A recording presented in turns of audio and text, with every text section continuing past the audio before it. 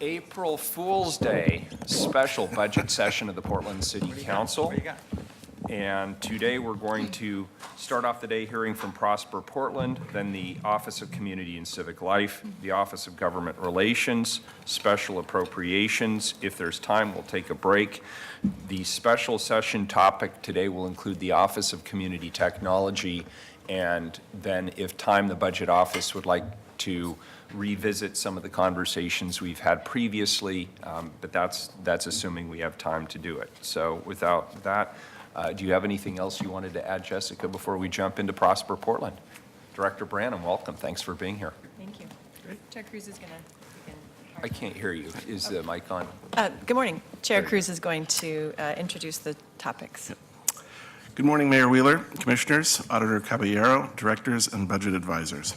I'm Gustavo Cruz, Board Chair for Prosper Portland.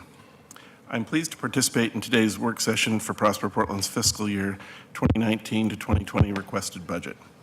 This budget was developed through engagement with stakeholders, including our Budget Advisory Committee, and I want to thank everyone for their service and guidance. Next year will mark the third year of implementing the agency's financial sustainability plan, and this budget incorporates key cost containment measures. For example, over the last 8 years, we have decreased staffing levels from over 160 positions to 94 positions in this fiscal year. The requested budget maintains staffing at current levels and includes a plan to decrease staffing levels to 78 positions by the end of the 5-year forecast. Staff has implemented simple online reporting tools for key economic development programs that allow staff to deliver more programming with the same or less staffing levels. The agency is also implementing a comprehensive property portfolio tools program and property plans to manage costs and increase operating revenue.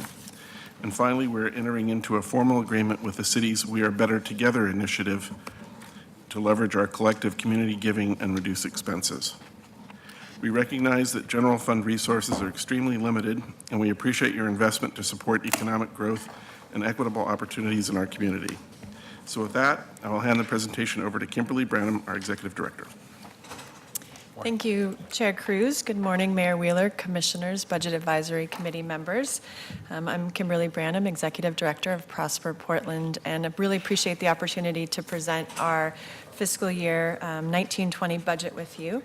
I'm going to focus on our strategic priorities, the role that general fund resources play in our overall budget, identify some key performance indicators, and then note 3 budget directions to develop if time allows.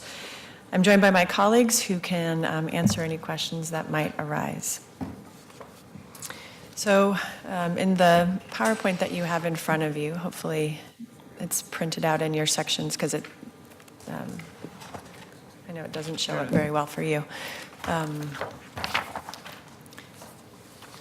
So on the slide that says 2020 strategic plan, sorry, I'm going to, it really establishes our priority of creating widely shared prosperity. So to deliver on this plan, we harness our agency's core business lines, which you see in gray in the second rung: business development and technical assistance, community capacity development and workforce training, and commercial and mixed-use investments to achieve the 5 objectives that you see in color that support the overall goal. So from left to right, it's increasing access to quality employment, especially in middle wage sectors, supporting wealth creation amongst people of color and people in low-income communities through business and development ventures, developing capacity and creating strong partnerships to address our most pressing challenges, supporting the health and vitality of neighborhoods across Portland, and being effective stewards of public resources. So the presentation this morning really focuses on the 3 left-hand priorities. We'll be back to you in May with an hour-long presentation as part of our regular budget, the budget process, and really go into details on each of the tax increment finance districts at that point. So fiscal year 19-20 will mark the final year of our 5-year strategic plan.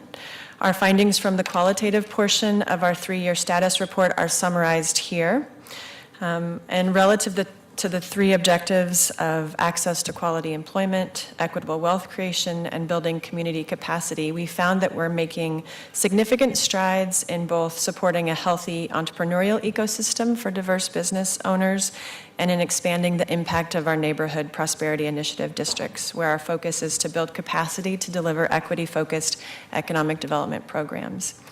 We're also seeing positive trends with nearly 17,000 new middle-wage jobs created in Multnomah County, which exceeds the target of 13,000 that we had established. And notably, a higher percentage of middle-wage jobs are being created in East Portland than in the rest of Multnomah County, reversing the previous trend and in line with our stated targets. But we also note that the unemployment rate gap between white Portlanders and Portlanders of color has remained at 4.5% for white Portlanders and 5.2% for Portlanders of color overall, but up to twice that for Black Portlanders and Native American Portlanders. And also that a lack of access to financial capital for entrepreneurs of color and female entrepreneurs continues to hinder asset development and business growth, even while we have seen a significant increase of investments in companies with women and people of color at the helm. So our three priorities, as reflected in the budget before you, are to, one, continue the positive momentum within our entrepreneurial ecosystem and promote growth through access to new markets and capital. Two, to focus efforts with employers, especially through updated cluster action plans to increase access to employment for people of color and people with barriers to employment. And three, to strengthen community-led, community-driven efforts and the organizations that enable them. So the next slide provides a quick snapshot of our overall budget, if Tony can get, of the $387 million in resources this year. We anticipate up to $117 million in total expenditures. You'll note that the $7.7 million, I apologize, the $7.8 million is a typo, in general funds includes the base budget of $5.9 million as well as $1.8 million with directions to develop. This might seem like a modest portion of our overall budget, but it actually represents about 20% of our operating budget. And to support this work, we... Excuse me, Yes, Kimberly? yes. What was the mistake in the budget? It says 7.7 million, it should say 7, I'm sorry, it says 7.8, it should say 7.7. Thank you. Yep. So to support this work, we employ a total of 93.7 FTE and LTE with the staff levels for our three largest external-facing departments noted below. So diving further into our economic development programs on the next slide that are not restricted to traditional tax increment finance district, this graph shows our four major business lines as well as associated staff support with these funds and how general funds are leveraged by other non-TIF resources. So from top to bottom, our workforce development funds support one staff person to manage our partnership with Work Systems, Inc. and 6 community-based organizations supporting youth and adult-facing barriers to employment. $1.4 million in general fund leverages $1.7 million in community development block grant dollars and $200,000 from the E-Zone. Our Inclusive Business Resource Network funding supports 3 FTE who work directly with 14 technical assistance providers who specialize in programs that serve underrepresented entrepreneurs. This is our second largest program and our largest use of city general fund resources at $2 million. The Neighborhood Prosperity Network funding supports 2 FTE working directly with 7 community organizations to secure connections to the services above, build community capacity, and implement small-scale investments, as well as to manage the annual contract with Venture Portland, who provides essential support to the city's volunteer-run business districts. City General Fund investments of $1.4 million, leverage $1.1 million in Neighborhood Prosperity Initiative funds. The Traded Sector Business Development Program resources support 6 staff positions and direct engagement with cluster companies, the preponderance of whom are small businesses, e-zone firms, and film producers to support business competitiveness and inclusive initiatives like the Techtown Diversity Pledge.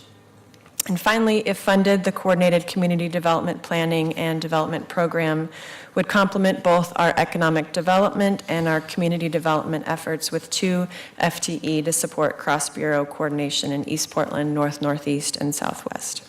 Could I ask you a question? Please. And this is probably one best held off for a later day. Yeah. You know what? I'm not going to ask you now. I'm sorry, I'm interrupting your presentation. You go ahead and finish it. Okay. So on slide 6, we have the program offer anticipated impacts. And you have a fuller accounting of, in this document in your packet that shows the detailed version of program offers and the impacts of directions to develop. But as highlighted in the slide, based on current and past performance, the anticipated impact of our base budget includes the creation of 1,000 middle wage jobs through Traded Sector Business Development and E-Zone program, which requires public benefit agreements and increases the likelihood of diverse hiring. Inclusive Business Resource Network will serve 750 businesses, 75% of whom identify as people of color. This represents about 5% of the total businesses in the city who are owned by people of color, so that over a 5-year period, between 10 and 20% of diverse businesses could be supported through this work. The Neighborhood Prosperity Initiative districts will see business and employment growth and leverage growing investments of time and resources to deliver priorities articulated through community-based economic development plans. And finally, 1,300 youth and adult will receive assistance with job training and career support, with 60% of adults advancing in employment over a 1-year period and 65% of youth advancing in employment or post-secondary training in the same period. I'm going to highlight 3 decision packages that support diverse entrepreneurs, increase access to employment, and strengthen community-led, community-driven efforts, and then we'll take questions. So the first direction to develop is one that I know you've heard about through my other Bureau colleagues, to align efforts across Bureau partners to further key community development priorities that include transportation, affordable housing, planning, and economic elements. For Prosper Portland and East Portland, the resources would implement key functions of the Division Transit Community Development Local Action Plan, which was adopted by City Council in 2016, by providing business technical assistance for outer Southeast Division businesses impacted by the construction and rising rents, and a workforce navigator for the Jade District and Division Midway Alliance. Along the Southwest corridor, resources would build capacity among existing businesses along the proposed light rail alignment and develop an integrated community development funding for city investments. And finally, our portion in North and Northeast includes resources to support the Hill Block Project Working Group and its community planning and development work. These resources are matched by the Meyer Memorial Trust, who's supporting community engagement, and $150,000 for community-centered TIF district exploration, which is a new model where the community leads the process to determine priorities and the desire for a new district. In this case, Cully Partners has expressed interest in prioritizing resources to prevent displacement. The next direction to develop, Portland Means Progress, will support entrepreneurs, the talent pipeline, and change culture within companies. The new initiative comes out of the Mayor's Council of Economic Advisors and has the goal of leveraging private sector engagement to increase the scale and impact of effective programming, including the Inclusive Business Resource Network and Work Systems Summer Works. A historic consortium of business chambers helped launch the program in March and will continue to participate in its evolution. If funded, 40 to 50 early adopter businesses will engage in this pilot focused on providing meaningful work experiences to underrepresented youth, purchasing from businesses owned by people of color and culture change, and will be co-funded by philanthropic and private partners. And finally, the resources towards My People's Market would support 2 markets put on in collaboration with Travel Portland. These events celebrate entrepreneurs of color and increase access to new business opportunities through partnership with anchor institutions like Kaiser Permanente and buyers from the tourism industry or New Seasons. In addition to increasing community-wide visibility, the resources would help support year-round services through Mercatus PDX, which is a Prosper Portland program that helps increase sales and connections through storytelling, pop-up shops, and permanent retail opportunities, as well as an online directory. So with that, we are very happy to answer any questions that you might have. Colleagues, any questions? I have a question there. Commissioner Hardesty? What are you going to do to make sure that Bobby Lee doesn't leave?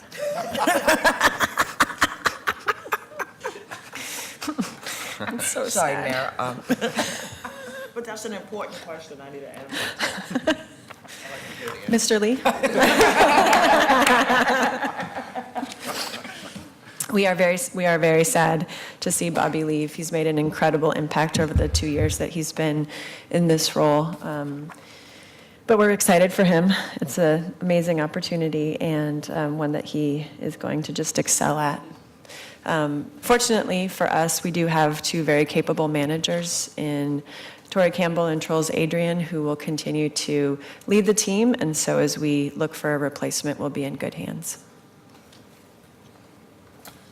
That was a very good answer, thank you. So not listed amongst your top 3 goals Yeah. is development. Why is it not listed? So those are really our top 3 goals for the left-hand portion of our strategic plan so in thinking about access to employment, in thinking about equitable wealth creation, and in thinking about partnerships. Certainly supporting community desired development across the city is a high priority for us, and something that I'll talk about further when I come back in May to talk about each of our TIF districts. The workforce development program is, it hinges upon relationships that we have with community organizations. What kind of oversight do you provide to those organizations to ensure that they're actually using the resources that we give them in the way that we want to help support opportunities, particularly for underserved communities? Yeah, it's a great question. So I'll start and then hand it to Bobby. So we have an annual contract with Work Systems, Inc., who manages those contracts directly. And so we put in performance requirements, reporting requirements, and also articulate what our priorities are from a geographic standpoint and from a demographic standpoint.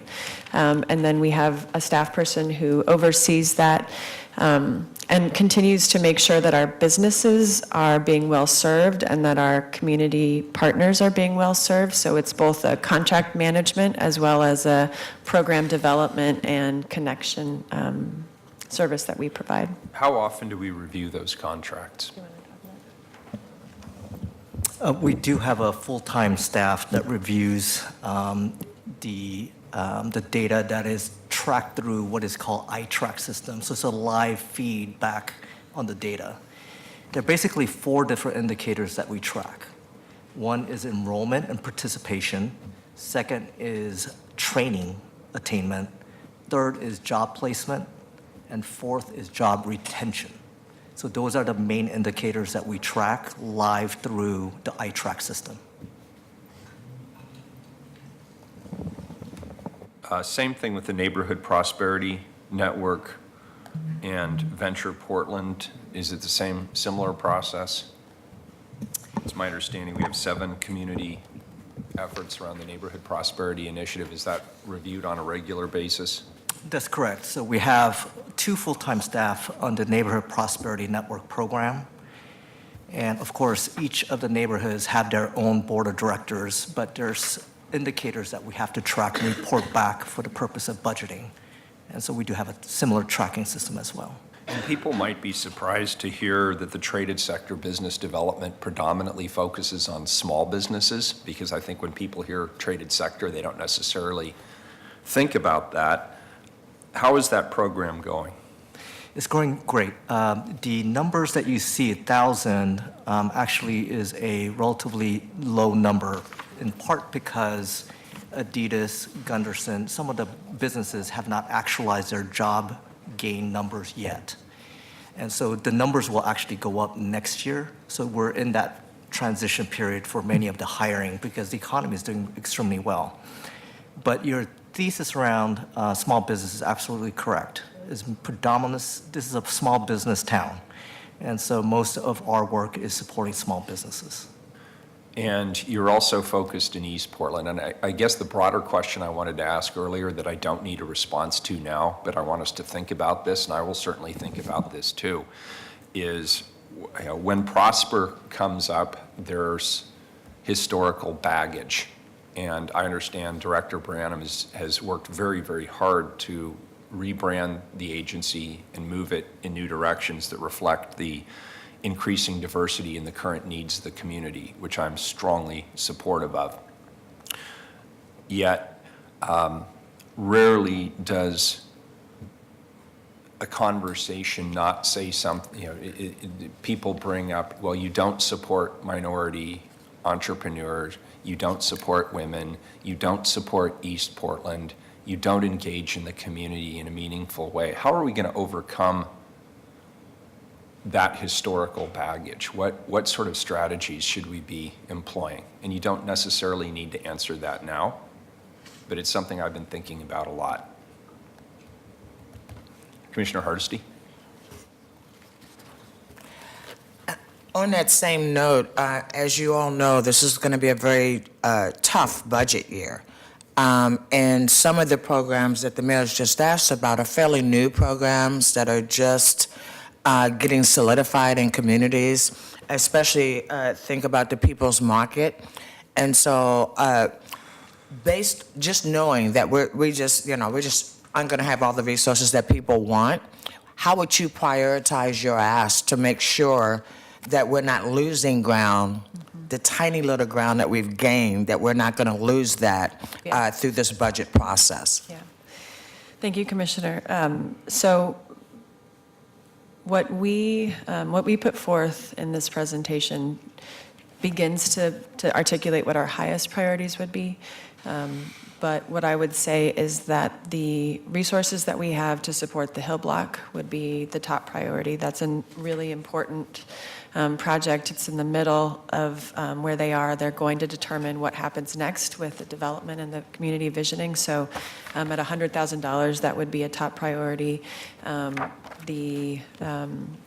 My People's Market and Mercatus would be probably the second priority, closely tied by Portland Means Progress, which I think, depending on the level of funding, could just be supporting a staff person. But we are seeing that in order for businesses to grow and in order for us to really achieve scale within some of our programs, that we need to have private sector engagement at a different level. One of the statistics that I find kind of disheartening is that right now there are over 1,000, I think about 1,400 university students of color who apply to be in part of the Eli internship program to be placed in local businesses. And we only have between 300 and 400 spots. So when people talk about wanting to have a diverse workforce, there are programs which are positioned to make that happen, but we don't necessarily have the demand side. And when Mayor Wheeler and Bobby and I have been going out and talking to businesses, there's so much excitement about this because most businesses don't really know where to find these kinds of connections. So Portland Means Progress is actually a funnel and a campaign to help scale some of this good work that's been happening, but isn't necessarily getting the visibility that we'd like it to. I think the rest of the city commission can help you with that, so. Thank you. I think the rest of us can help you with that because that's something that we can do just as our regular day-to-day operation. Yeah. You brought up the Hill Block project. Yes. Is it working as intended? That's a good question. So the Hill Block project is a community led process. We're adding, we're providing project management. And the project working group has been ably facilitated by Dr. Stephen Holt, who helped come up with a charter and then has now helped go through a process of determining how they're going to get to a vision and a development partner. It's a time-intensive process, but I think both of the co-chairs are really committed to moving it forward. And there's a sense of urgency because of the agreement that they have with Legacy in order to find a development partner in the next 12 to 18 months. So I think it's promising. I think we made a lot of progress, and I'm hopeful that within the next year and a half that we'll see a vision and a development partner secured. Very good. Anything else? Pam, you're holding up the entire fort. I'm okay. Very good. Dr. Smith? No, you actually. Mayor, you said what I was going to say, so thank you. Great. Fantastic. Thank you. Thank you so much. We appreciate it. Great presentation. We Thanks. appreciate it. Thank you. Next up is the Office of Community and Civic Life.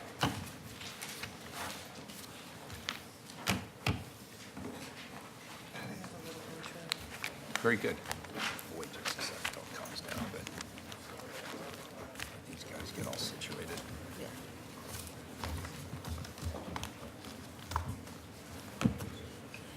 Let's see if I can move this without breaking my book this time. Well, thank you.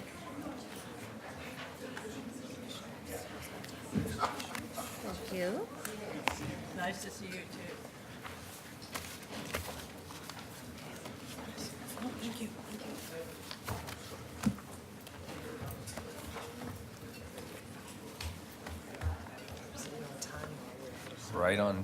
Right on the money.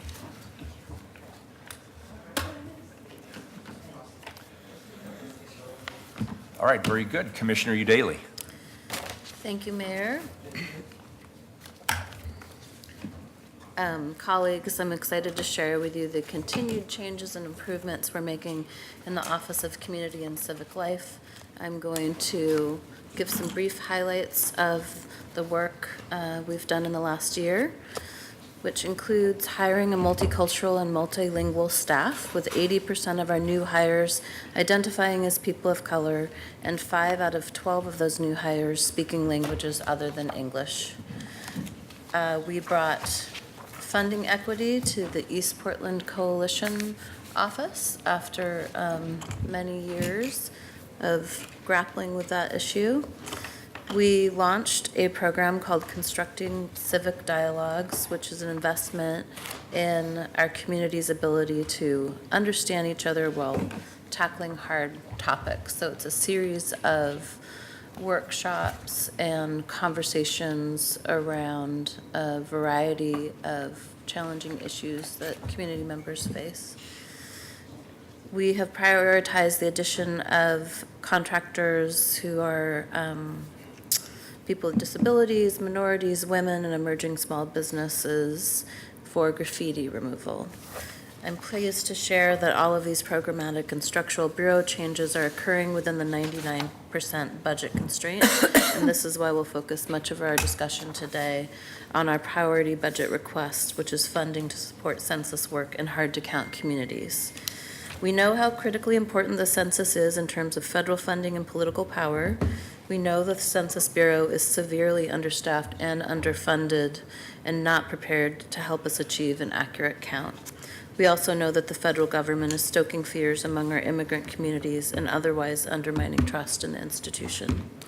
This is why our strategy is entirely focused on hard-to-count communities, which includes communities of color, foreign-born residents, renters, people experiencing homelessness and houselessness, jail populations, and children. This is also why the city's investment is critically important. I want to acknowledge our special guests here today.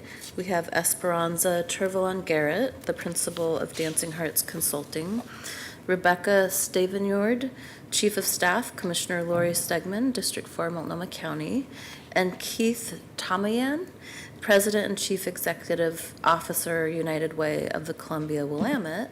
And with that, I'm going to turn it over to Civic Life Director Sukri. Welcome, everyone. Good morning. Good morning. Good morning to all our elected officials, budget advisors, guests, and colleagues. My name is Sukri, and I serve as Director for the Office of Community and Civic Life. Is that about right? Okay, wonderful. Our presentation today will be in two parts. I will provide a brief, sometimes fast, overview of the Bureau with an emphasis on our strategic direction, and that will be the backdrop for discussing the 2020 census direction to develop. As Commissioner Udaley shared, we are joined by Esperanza, Rebecca, and Keith for the question and answer portion, and also Esperanza will be presenting the second part. Oh, go to the...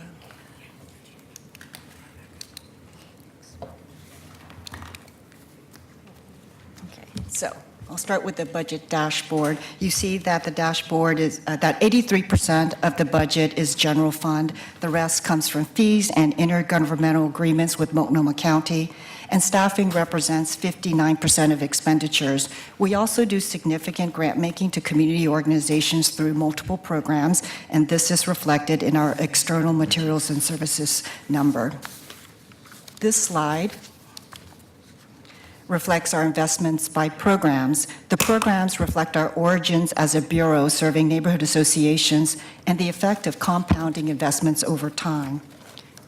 You will also hear us referring to ourselves as Civic Life for short and not using acronyms. One reason for this is the ability to translate the name more meaningfully into other languages. Our mission is the strategic lens for decision-making, investments, and pursuit of equity, and our mission is to promote a culture of civic engagement.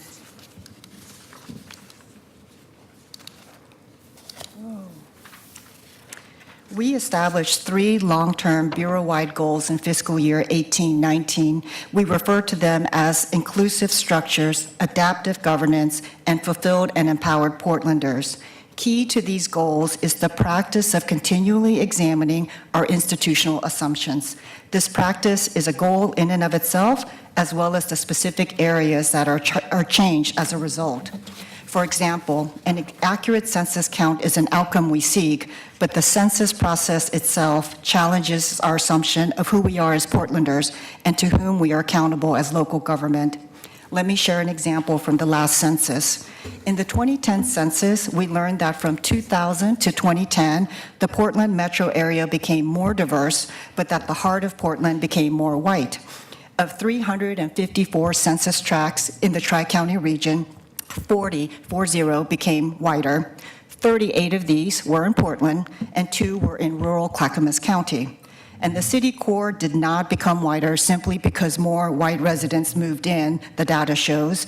Nearly 10,000 people of color moved out. Most of these were African Americans. So we have been asked to define equity throughout the budget process, and thank you for insisting on that. Philosophically, equity is a concept like love, family, or justice. Each community in every era will fight for its ability to define and experience this for itself. Practically, Civic Life's mission is our pursuit of equity. So let me explain. Civic engagement is the process by which we participate in this form of democracy, and the origins of our democracy include colonialism, white supremacy, patriarchy, and more. Our origins continue to shape our institutions today, but in this era, it is unacceptable to perpetuate these concepts onto future generations. So civic engagement is one of many ways to expose these assumptions and rebuild our institutions to be more fair and just. It is both the continual process as well as the specific goals we achieve through it. To get to more equitable outcomes, we will do 3 things consistently as a Bureau. We will reject silo thinking. We will invest in the leadership of Portland 2035, which look like the students in our classrooms today, and we will not go it alone, working with other bureaus and jurisdictions. You will hear these strategic filters applied to our census request. You have our Bureau-wide measures and our equity objectives on slides 11 through 14. I can address these in the Q&A if you have questions, but I would like to skip to slide 15, major issues and responsibilities and opportunities. Although I am going to say that our challenge and responsibility is to become the 21st century bureau that is capable of serving our global communities in a rapidly urbanizing region. There are 4 major issues presented in the proposed budget, and I want to focus on the first of these, and that is functioning that reflects the mission and changing demographics. The census is an example of where mission and demographics come together. The right to be counted is the first act of civic engagement, and an accurate count also shapes many other aspects of civic engagement, including how we invest city resources through budget processes such as these. Our strategic direction and major issues frame our budget request for fiscal year 1920. The most important ask from the Bureau this year is the 2020 census. Our request is $528,000 in one-time funding. 90% of this is for funding of community partners embedded within hard-to-count communities. For those who are less familiar with the census, it is required by the U.S. Constitution every 10 years. It counts our populations and households, providing the basis for reapportioning congressional seats, redistricting, and investing more than $675 billion in federal funds annually. In 2016, Oregon received more than $13.45 billion through 55 federal programs guided by the 2010 census data. As the largest peacetime mobilization effort undertaken by the nation, the City of Portland cannot adopt a siloed approach. Our approach has been to coordinate and align our planning and implementation with broader regional partnerships, including the Census Equity Funders Committee of Oregon, Multnomah, and the other counties in the Tri-County area, and the state of Oregon. The only partner not represented here today is the state of Oregon, and that is because today, April 1st, is exactly 1 year out to the 2020 census. Governor Kate Brown is announcing the state's census kickoff through a media event in Salem in about 30 minutes. Otherwise, they would be here. So leveraging Portland's dollars is the only smart way to go. Because City Council was able to approve $225,000 just 4 months ago, we were able to leverage the first $20,000 of this with a dozen other funders to raise collectively $300,000 to engage a statewide census equity coordinator for a 3-year term. This was done through the Census Equity Funders, for which the United Way serves as convener and fiscal agent, and our shared coordinator, Esperanza, hit the ground running in February. There are at least 3 phases to a more accurate count, and they include planning, implementation, and the activities that occur post-census as results are applied to redistricting, funding, and institutional uses. So right now, we're in the planning phase, conducting research into Oregon's hard-to-count census tracts and communities in order to develop an implementation strategy by June 30th. So coordinated and aligned strategies require true partnership.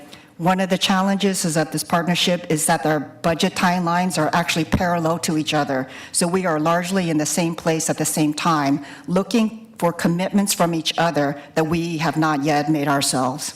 So 1 year out, we have much work to do. It is only because of the shared investment in the statewide coordinator that the field operations plan is emerging quickly and comprehensively.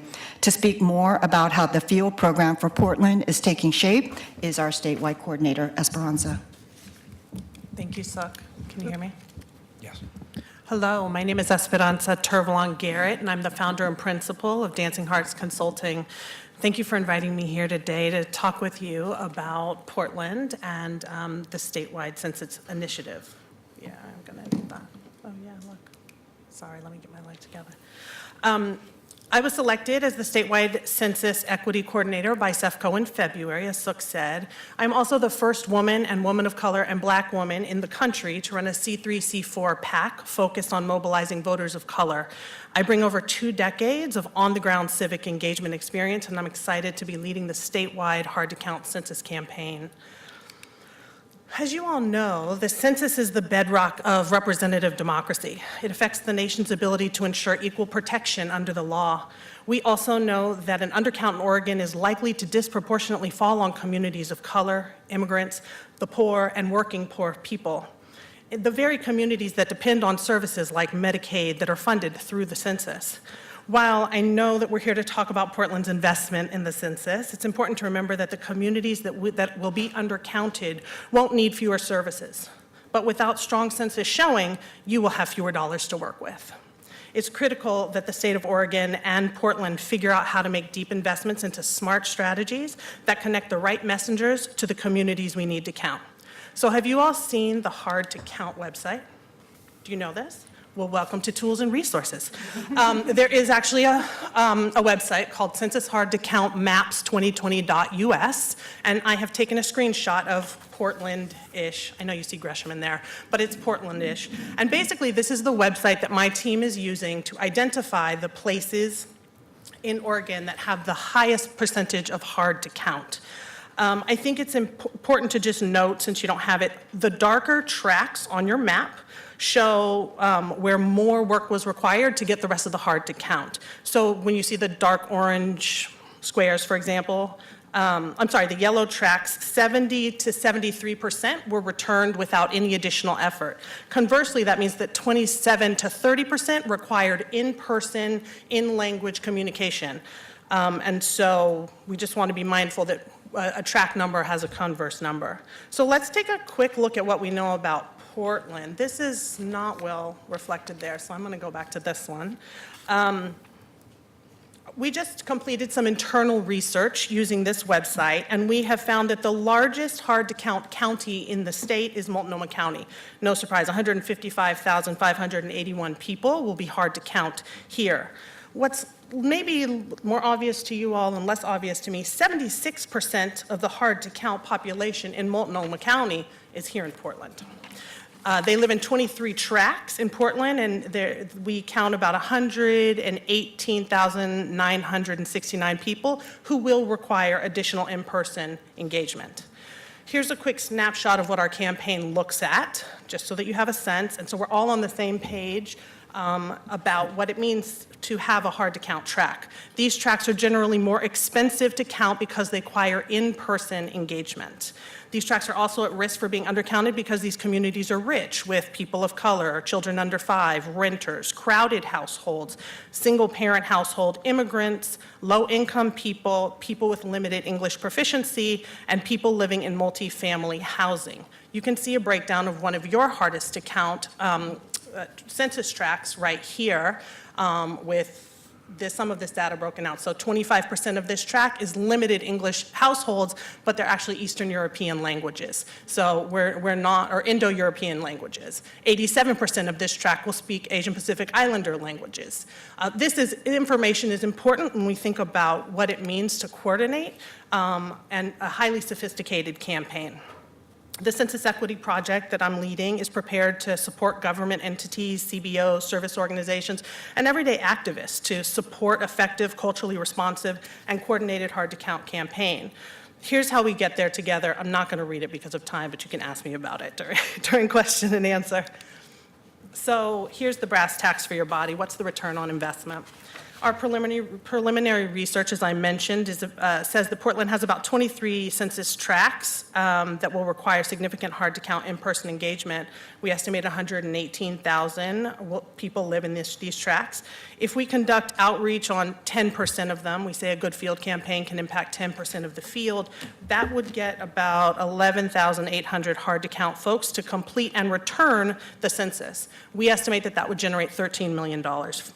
The current proposal before you, that you all are considering today, would fund about $21 per person. We estimate that if you move the package forward that is before you today, you'd be likely to engage about 5% of the hard-to-count populations in the city. I think ultimately I just want to leave you with that the budget is a moral document. You can sit up here and talk about equity all day long, but if you're not willing to put your dollars where your mouth is, then we are going to actually see increased gentrification, increased push out, and not actually have the Oregon that I think we all hope to live in and aspire to. Thank you. Questions? Or does that complete your presentation? That does complete my presentation. Thank you. Very good. Commissioner Hurst. So I'm curious about, you talked about the hard-to-count population, and if this strategy is implemented, that we expect that we would reach 5% of them? Yeah, so there is actually a man named Jason Djordjevic who works at PSU, has created a pretty extensive calculation for how we figure out how much it costs to count hard-to-count communities. And his read is that it's $2 per, so in the census, people have 6 opportunities to participate in the census. You'll get basically 6 things in the mail. We think that if you have not responded to the 3rd thing, pass 4, 5, and 6 are hard to count, just so we're on the same page. We expect that that 4th pass, or what we would call first pass, is $2. The pass after that, the second to last pass, is $25. And the final pass, the 6th pass, is $75. So I use these calculations to try and articulate what we think it'll cost for us to count Portland, and the budget that you all have put forth is around $21 per person. And I don't think that it gets you to the full counting, of 10%, but I do think it does resonate with 1% of the total population. I think you can get 1% of your total population, which is different than how many people we have in a census tract. And is that inclusive of the long form as well as the short form? Oregon will not have a long form, we will only have a short form. Oh, are we special? No, the census is special.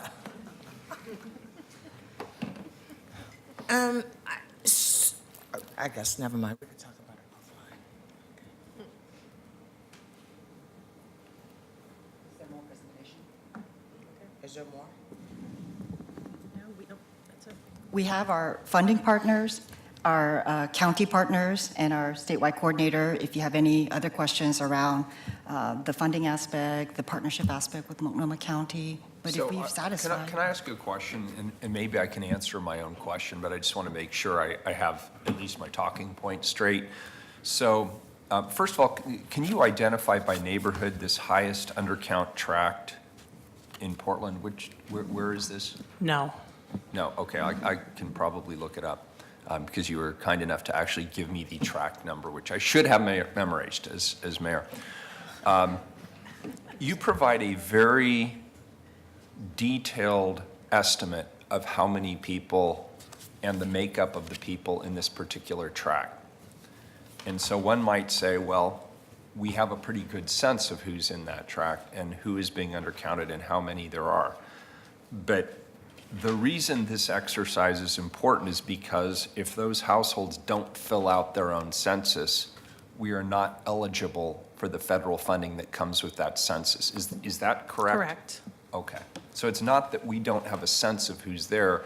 They're not counted in the formal census, and that formal census in turn directs federal funding to the state of Oregon and to the city of Portland and Multnomah County. That's correct.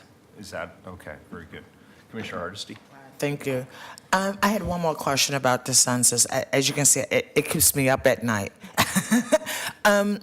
What are the different strategies that we're going to implement, knowing that we have created such fear from the national level, so-called leadership has created such fear that I believe that there will be many communities that will hide from anybody that shows up and says, hi, I'm from the government and I'm here to help. I agree with you, ma'am. So let's talk a little bit about the climate of fear. There's absolutely a climate of fear. There are questions that are eliciting fear, and that we will not have confirmation, but it is likely that we will have a citizenship question. We will know in June 1st, whether or not that will be on there. We also, recognize that there is just like a vibe of fear, I think, for a lot of folks, and not just immigrants, not just undocumented people. I think we are all seeing, that the rules have changed. The rules of the game of government have changed. I think one of the things that is most important, and this is not to take away from any of the good folks here who want to conduct census, is that we know that when the government conducts census under these, census outreach under these conditions, they just don't have the same rate of response. And Jason Djurdjevic of PSU, who you should totally talk to, also looked at some data that showed people who they tested the census, the citizenship question, and there was a 60% drop-off of people who just didn't answer the question, and then a 40% drop-off of people who stopped taking the census altogether. And it is our belief and our strategy that what we actually want to do is put the right messenger with the right community. So we can look at that census tract just as an example and say, oh, well, we know that there are going to be people who speak Asian API languages. We'll just send us an API enumerator out there with their government census shirt and their clipboard, totally safe. Unlikely that we're actually going to count those folks, and more dangerously that we're going to undercount. So if you do live with someone who's undocumented, you just say, I know there are 5 people living here, but we're going to say 4. But 5 people are still going to need services from you. And so having trusted messengers, CBOs, organizations who are known in these communities and who are trusted, who are not just using the census as a one-time engagement, but are coming back to these communities over and over, actually lifts the floor for everyone. It lifts the floor for democracy if we do it right. This is definitely not your trifold glossy campaign. This is not a campaign that you run for candidate. This is not the same thing. It's a really unique kind of campaigning. Thank you. I worked with Multnomah County Commissioner Serena Cruz in 2000 when the census was done, and the county took a large role in actually creating visibility and actually educating the public, et cetera, et cetera. Rebecca, what's the role of Multnomah County in this census? Thank you. Rebecca Stavengard, staff to Commissioner Lori Stegman. And Commissioner Stegman is taking the lead for Multnomah County's board and mobilizing what's called a complete count committee. Commissioner Udaley has offered to lend her leadership to be a part of that effort as well. In addition, Councilor Morales from the city of Gresham. So 3 sectors convening this effort. What we're doing at this point, and what's different this time around than in 2000 or even 2010, is that there's a sense of urgency around the challenges and the barriers that Esperanza mentioned. We also have a unique set of partners and an opportunity to roll out a state-level outreach campaign that we can all contribute to, certainly we can all benefit from. So what the county is doing at this point is conducting sector-specific information sessions, really seeking to identify where our natural touch points are and where our service systems reach into community. Not at this point to do any specific outreach with community because we believe that that needs to be in partnership with the statewide campaign, but to identify when and where we all lift together. And that includes education partners, health sector partners, advocacy partners, faith-based community, and certainly identifying then where county resources can be of greatest assistance through our libraries, our health clinics, our sun schools. And how does our sanctuary status help or hinder this effort? Would you like to start? To be perfectly honest, I don't know that we have a clear answer to that at this point. There is a great distrust of government in general in our country. There's even more distrust and fear within communities that have been mistreated by government.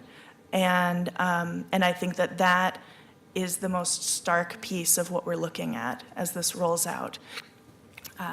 We have jurisdictions within the metro area who have committed to protecting communities in every possible way that we can. And yet in the last several years, we have also been faced with new fears and new interpretations of administrative policy that we haven't seen before. I believe that we have a partnership and a commitment to react nimbly to that, but I don't know at this point that I have an answer to your question. I appreciate your honesty. And my last question, Keith, I didn't want you to come all this way and not actually answer a question. That would just be wrong, right? And so what role is United Way going to play in actually helping us move this agenda forward? Commissioner Hardesty, thank you. My staff would tell you that I get plenty of chances to talk, so I don't know what was necessary, but I'll tell you. So United Way is moving a 10-year agenda focused on the success of kids and families of color, given that racial equity is the central animating pillar of our work. We've been looking at the census for about 2 years as part of a cohort of Northwest funders through the Gates Foundation, and very quickly realized that if we're going to talk about equity and systems change, the game starts here, getting this right, a full and fair count. So for us, we were ready to put dollars on the table. We have a set of partners, nearly 100 partners, half of which are culturally specific organizations. And we were beginning to think about how do we use them to help mobilize hard-to-reach counts. Very quickly, success here and looking at models in other states, it became clear this is not an activity for individual actors. And so I think very quickly we started to look to the philanthropy community and say, hey, we're going to put dollars on the table here. What are you thinking? We should be talking. And very quickly that emerged into a collaborative, a cohort, CEFCO, of funders.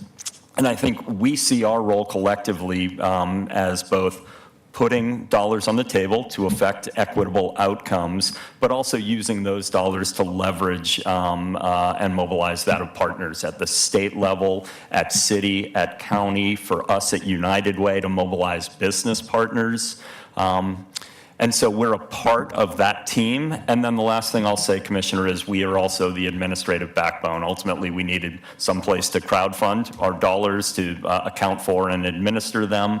Our staff provides coordination and convening. So we're proud to play a small role in making this go forward successfully. Thank you, Dr. Smith. Oh, sorry, go ahead, Commissioner Daly. Okay. First, I want to update everyone on the citizenship question. I wish that this was an April Fool's joke, but apparently the president has today tweeted that a census count without the citizenship question would render the census meaningless.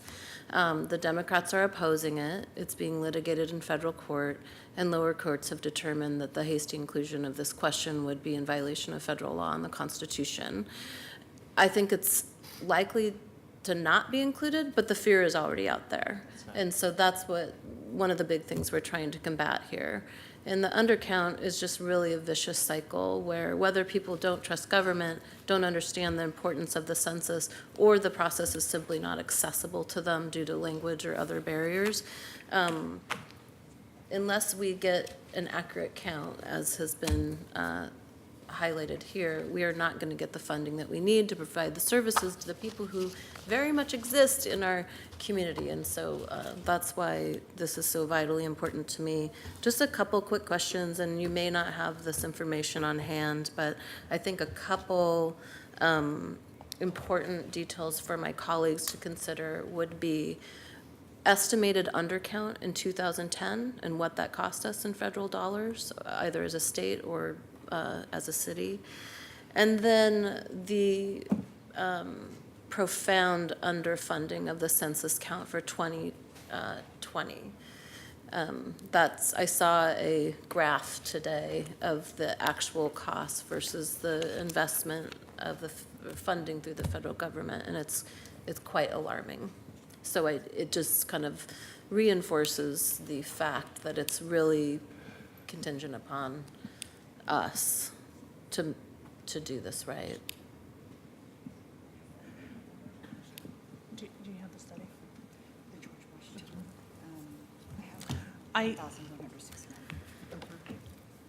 Yeah, it's about, no, please. George Washington University, Andrew Reamer did a study in about 2015 looking at what states left on the table through the undercount. For Oregon, it was a per capita number of 1,169 per person. So, and that was looking at only the 5 largest federal funding program, so there's likely more. As I said before, annually, Oregon receives $13.45 billion through 55 programs, and that 1,169 per person number is only for 5, so there's a lot. Very good. Dr. Smith?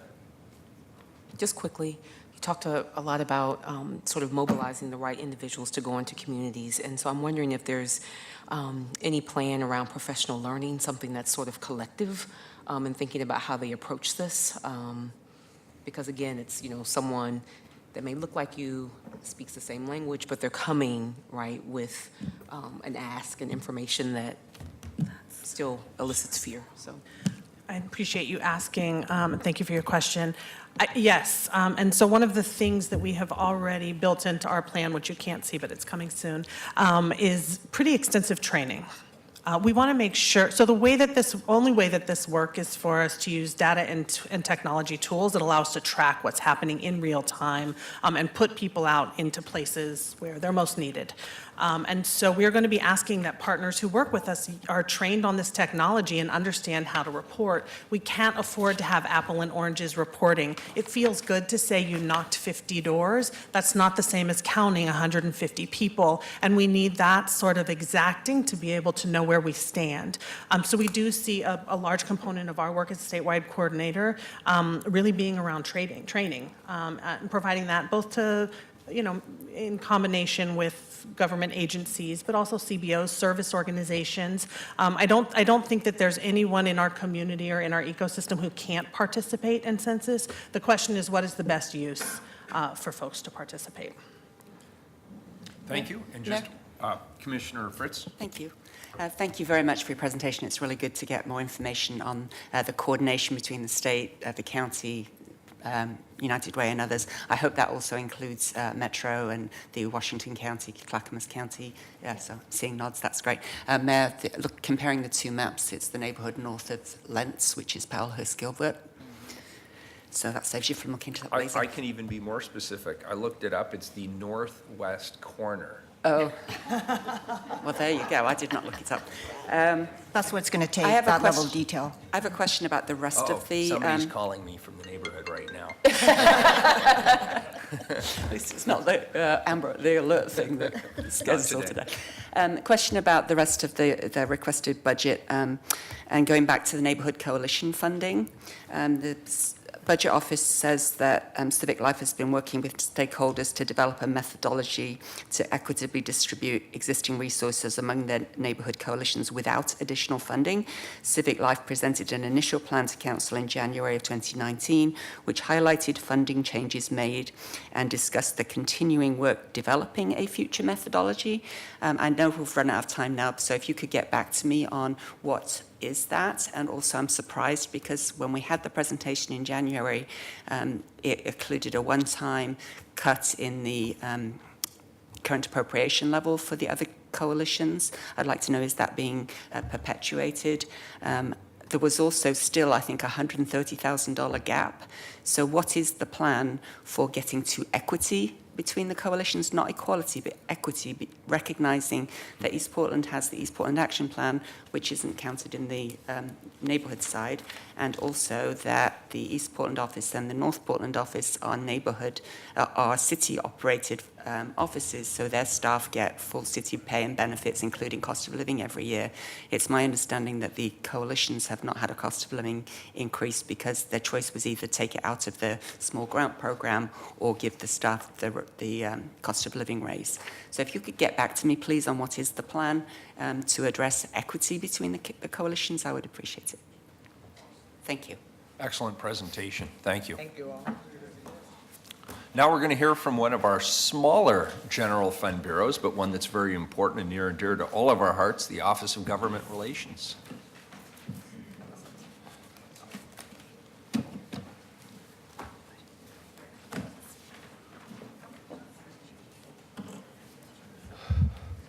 Good morning, Director Edwards. Thank you for being here.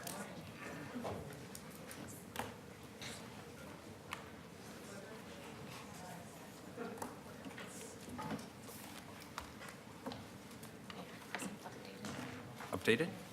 Okay.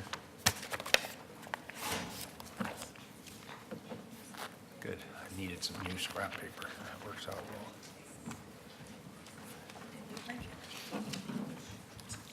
Good morning.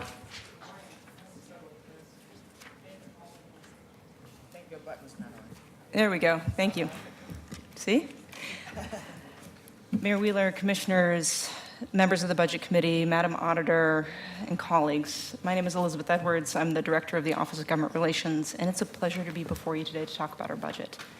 I'll do an overview of the office, discuss how our program offers are organized, talk a little bit about our strategic goals and upcoming work, and touch on risks at that time as well, and close by covering some recent successes and leave about half of my time for questions per budget office direction.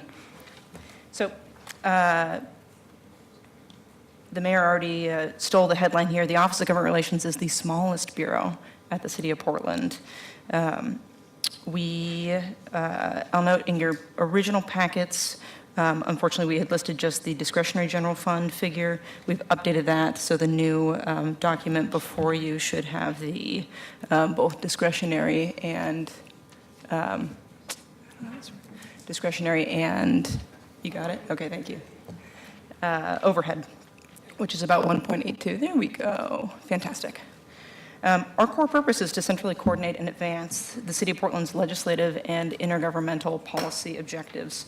Our mission is to provide effective representation, strategic advice, quality service to City Council, the Auditor's Office, all bureaus, and Prosper Portland on state, federal, international, tribal, and regional relations. And our office is committed to equity and inclusion in training, culture, recruitment, and advancement. Presently, a third of our personnel identify as persons of color, and 2/3 of our office are female identified. So I'll dig in a little bit to our program offers. I'm going to just take a pass on that. I'm going to start. We divided our office into 5 different program offers: regional, state, federal, tribal, and international. And then we distributed our administrative costs and functions largely evenly across the programs, with a couple of exceptions. So I'll start closest to home with regional relations. This is our newest program for the office and was created last budget cycle. Due to the timing of the class comp study and the classification of the position, we weren't able to hire until the very end of 2018. And in fact, we brought someone on into the position in January of 2019. This program is responsible for high-level outreach to surrounding regional governments and to advance the city's strategic position with our partners, and work very closely with client offices and bureaus on multi-jurisdictional projects in the area. Next, a little bit further away from home, state relations. This is the largest program for the Office of Government Relations, with 3 FTE. This program is charged with developing and advancing a legislative agenda that reflects the priorities of the mayor, council, the auditor, and bureaus. And state relations is also responsible for centrally coordinating and executing the city's lobbying efforts at the Oregon Capitol, and especially defending against attempts to limit local authority and our funding sources. Federal relations is largely comprised of 1 FTE and a contract for representation in Washington, D.C. This program focuses on the city's both legislative and administrative and regulatory priorities with Congress and federal agencies, and as well as maintaining positive working relationships with the Oregon congressional delegation offices here in state, and working with national organizations that help elevate the interests of cities across the country. Tribal relations began with the office in late 2017 and is staffed by 1 FTE. This program promotes culturally grounded, long-term, positive relationships with area tribal governments and the urban American Indian and Alaskan Native population. The program has 3 primary areas of focus, the first being to develop and deepen government-to-government relationships with sovereign tribal governments. The second being to educate and provide technical assistance to City of Portland employees around tribal work, whether it's about treaty responsibilities, sovereignty, engagement and inclusion, or other tribal-related work. And the third focus is to engage with and respond to issues as they arise out of the urban Indian community here in Portland. Last but not least, international relations is comprised of 1 FTE A second FTE was lost in the 18-19 budget cycle due to a 5% cut. The program of international relations focuses on the city's work with our 9 sister cities across the globe and 1 friendship city. And that includes working directly with foreign governments as well as with the local presidents and leaders of these nonprofit associations. The program also ensures adherence to appropriate protocols, whether they be cultural or diplomatic, as we welcome over 70 delegations to the City of Portland annually and help support those few outbound missions that we do have. So that's a quick overview of our program areas. I'll next go into the strategic goals. In 2016, the Office of Government Relations developed its first ever strategic plan. We had 4 pillars to that plan: advocating effectively for the City of Portland, providing quality, effective, and timely customer service, elevating Portland's international reputation, and advancing equity. We measure our success through an annual customer service survey, as well as tracking individual items like legislative outreach, number of delegations received, as well as things like informational interviews conducted to help build the pipeline of future professionals in this arena. I also want to note at this point that the scope of the work of our office has increased greatly over recent years. So at the time that this strategic plan was developed, international relations was still quite new to the office, and neither tribal nor regional relations existed.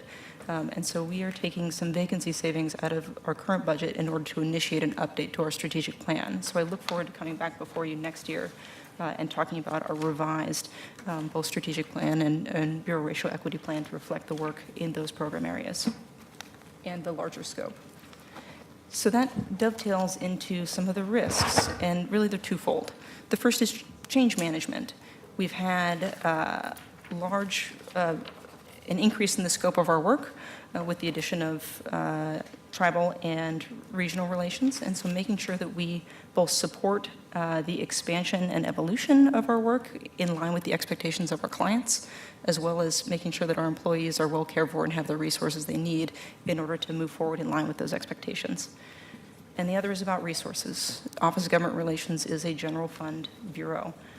As we look ahead and we see waning general fund forecasts, that's of course a reason for concern for our office.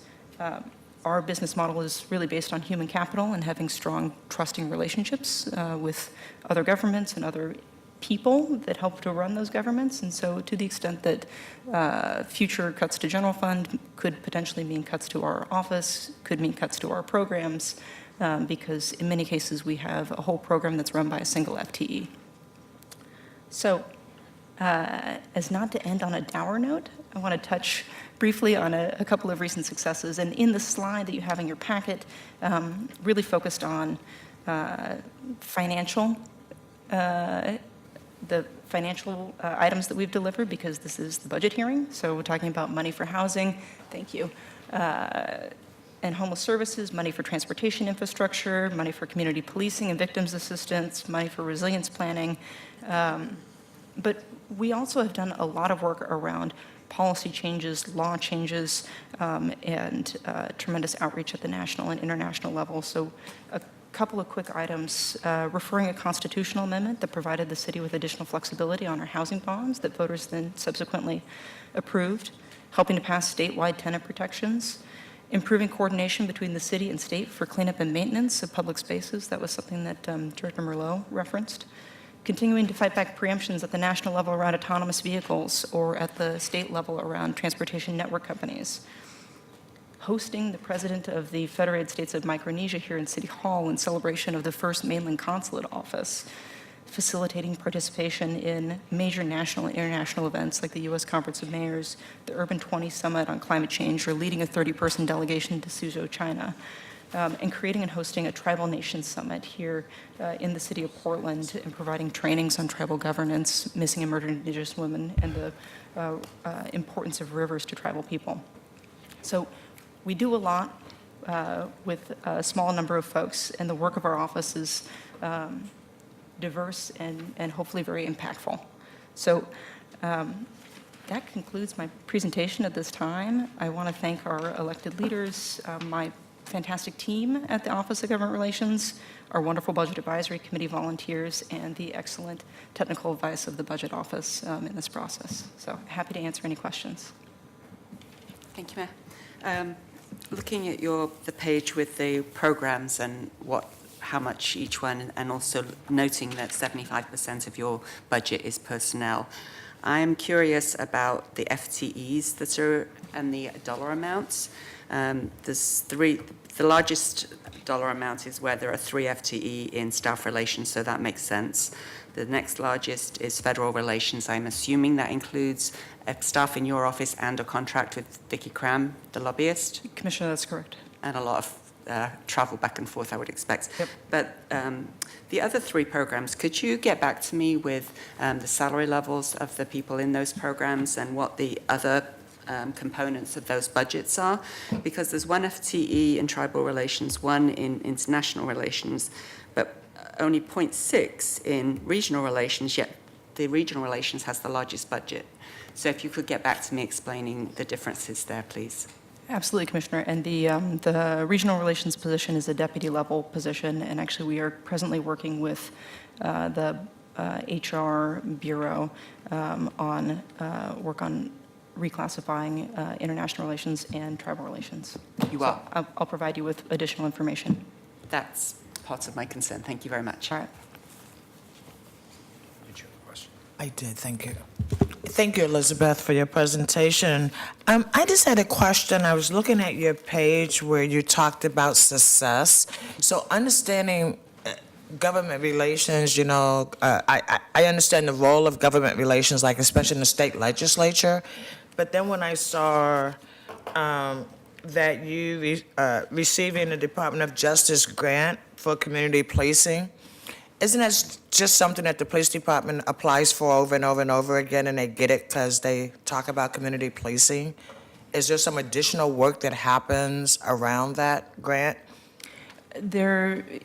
Commissioner, there's sort of a two-part answer. Yes, that is something that the police department applies for. Our office assists in those efforts by bringing that to the attention of our congressional delegation to making sure that they can provide support for some of those grants.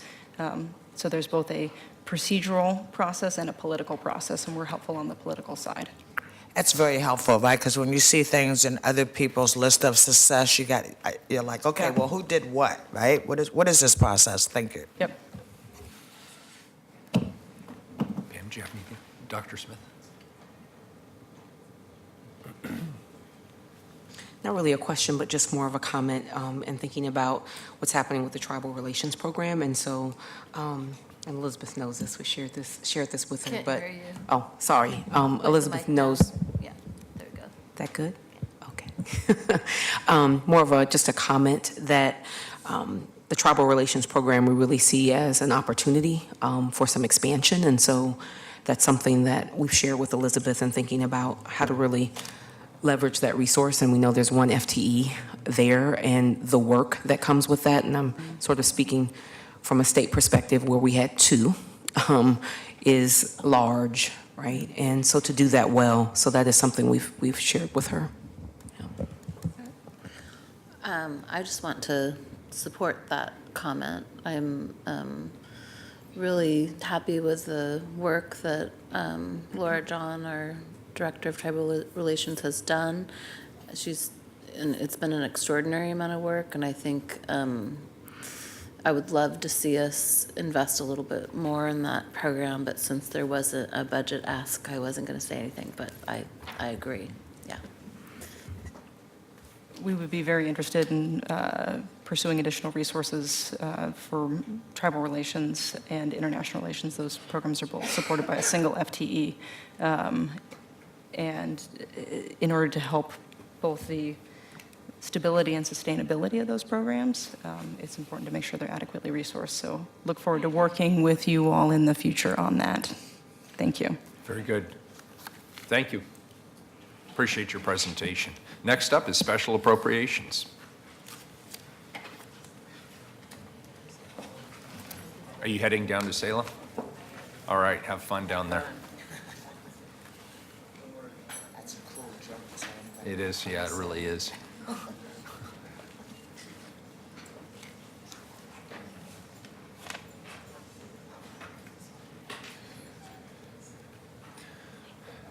Director Cooperman, are you kicking us off?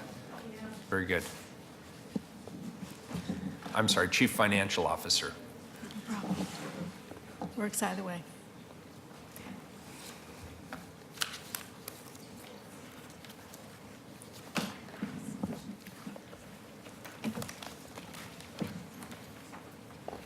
These trade outs.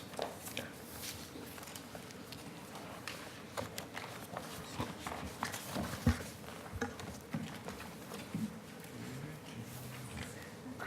God, I hate these things.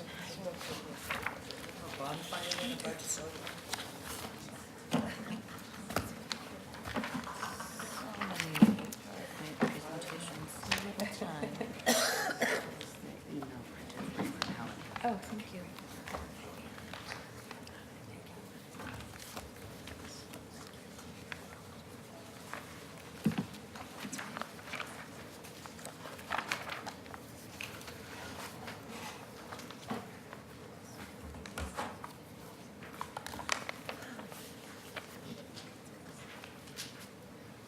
Is there an issue with the, I'm not familiar with how there we go. Okay, okay, good. great. So, welcome, Mayor, Commissioners, Budget Advisors, all interested parties. I'm Jennifer Cooperman, Chief Financial Officer. I'm here to present to you the Special Appropriations Program, which is housed within the Bureau of Revenue and Financial Services. I'm here with Sheila Craig, who is the Financial Analyst 3, who runs our grants management activities and will be available for any specific questions. Thank you.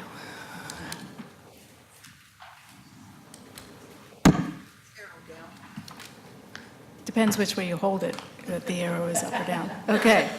So, special appropriations are city-issued grants that are primarily used for general fund programs that are not specific to a bureau and that provide citywide benefit. That's why they are housed within special appropriations. We have 3 buckets of special appropriations. One is ongoing external, the second is ongoing internal, and the third bucket are competitive programs. The special appropriations total budget is about $14 million, all general fund funded. About 92% of the expenditures are for external materials and services, internal materials and services, with 8% for personnel. And there are 8 FTE who are supported by these special appropriations programs. And here's a visual to give you a sense of the magnitude. It's a little dark to see the ongoing external, but of the $14 million in the program, about $7.2 million are for external ongoing programs, 4.8 are for internal programs, and we received $2 million, a little over $2 million in 3 decision packages this year. The next few pages I'm not going to go into detail on, but they show you a page-by-page list of each of the appropriations that are made to various programs. This slide shows you the external programs. The next slide is a list of the internal programs. And then we received how many decision packages? 5, not 3.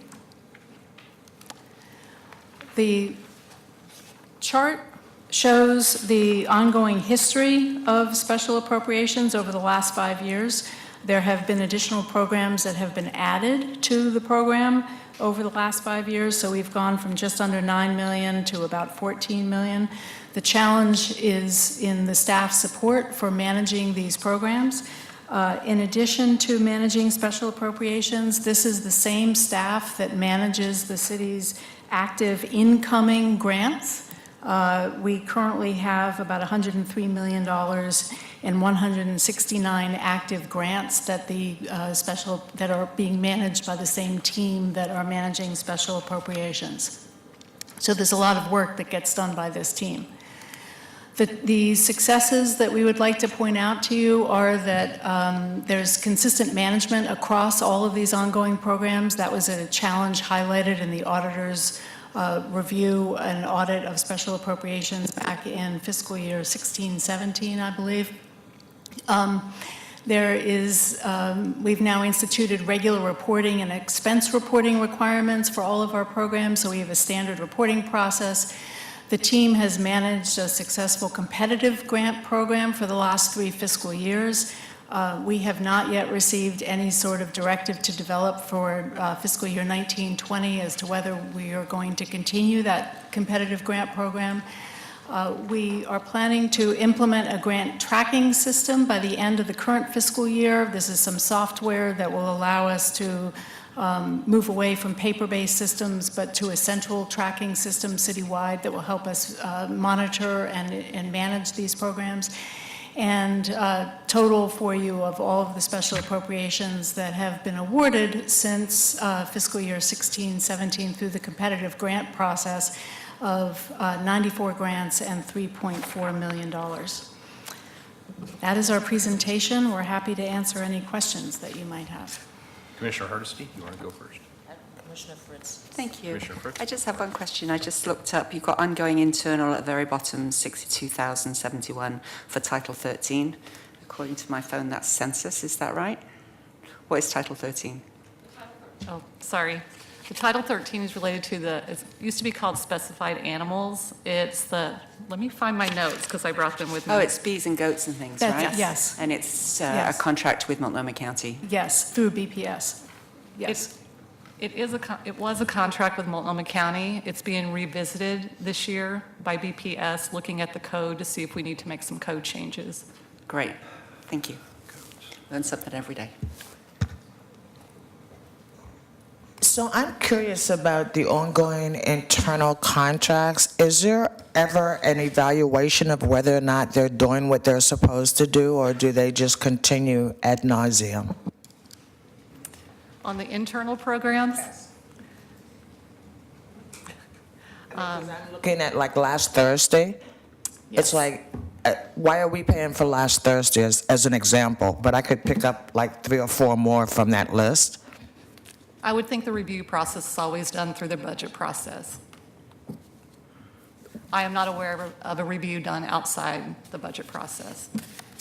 Maybe the auditor can answer that question for me. Is there a process whereby these ongoing things are actually evaluated to figure out if they've outlived their usefulness?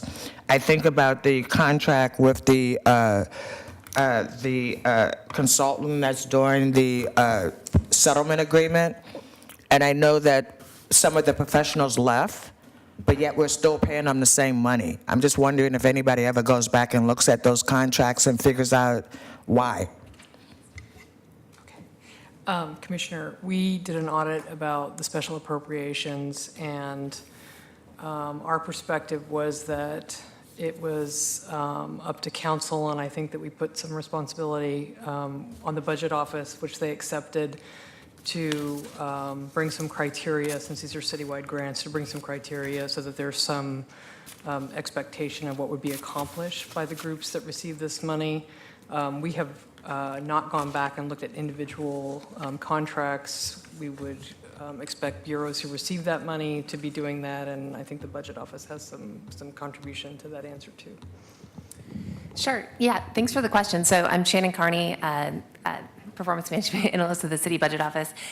So I touched on this a little bit with the budget review of special appropriations this year, and I think it's a fair question. I think, from our perspective, the Grants Management Division has made a lot of progress since the audit was issued in January 2016.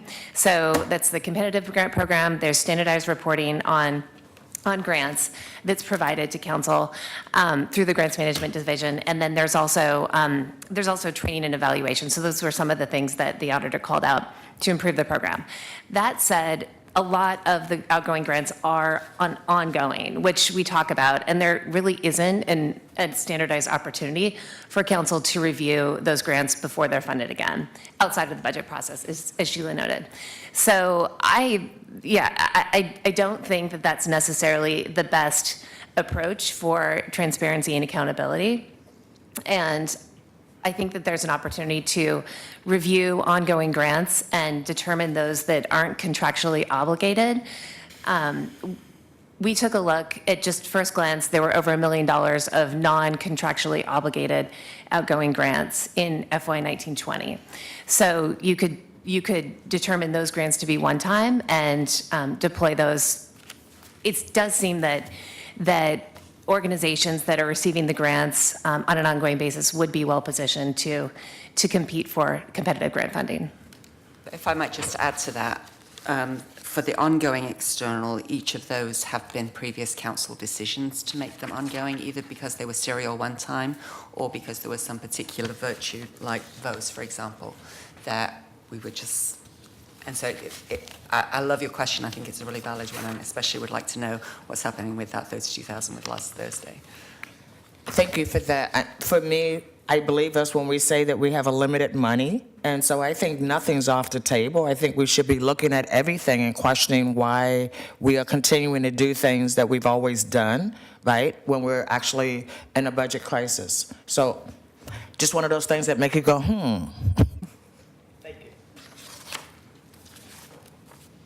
Well, I'll chime in. Even looking at the ongoing internal, a number of these were extensively discussed during last year's budget process. And it's incumbent upon us, if we want to discuss each and every one of these things, then we need to raise it during our budget process. And I'll just say it's been my experience, having sat through 2 of these budgets, that we sort of pick our priorities and we spend a ton of time talking about those. Right. And then by the time the budget process is complete, this other stuff just makes it in.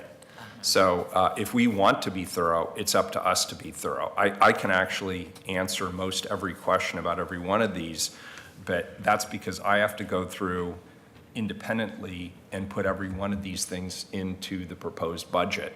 And so I would just really encourage us, let's tear the proposed apart when we get it. And let's really focus on it and not go overboard focusing on one priority or another and spending an hour on it because it's something that means something to our offices individually, to really focus on the overall budget. I would certainly welcome that.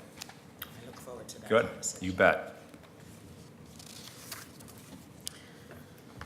Are we going to be hearing from, David Huff, the city arts manager, about the? We're happy to. Okay. We're happy to bring David Huff to the Great. table. Thank you. I'll just open by saying that I'm very pleased to be the arts liaison, to get to work with David, who is a new hire for a new position. Pleased with the progress that RAC is making, has been making, and it continues to make since the audit came out last year, I believe. And this particular project, the mapping project, is something that I believe is vitally important to the city in both preserving space and creating it where it's lacking. And it's going to be very hard for us to do either of those things if we don't map the existing terrain. Arts affordability has been a hot topic for several years now. We haven't really made much progress on the conversation as the city.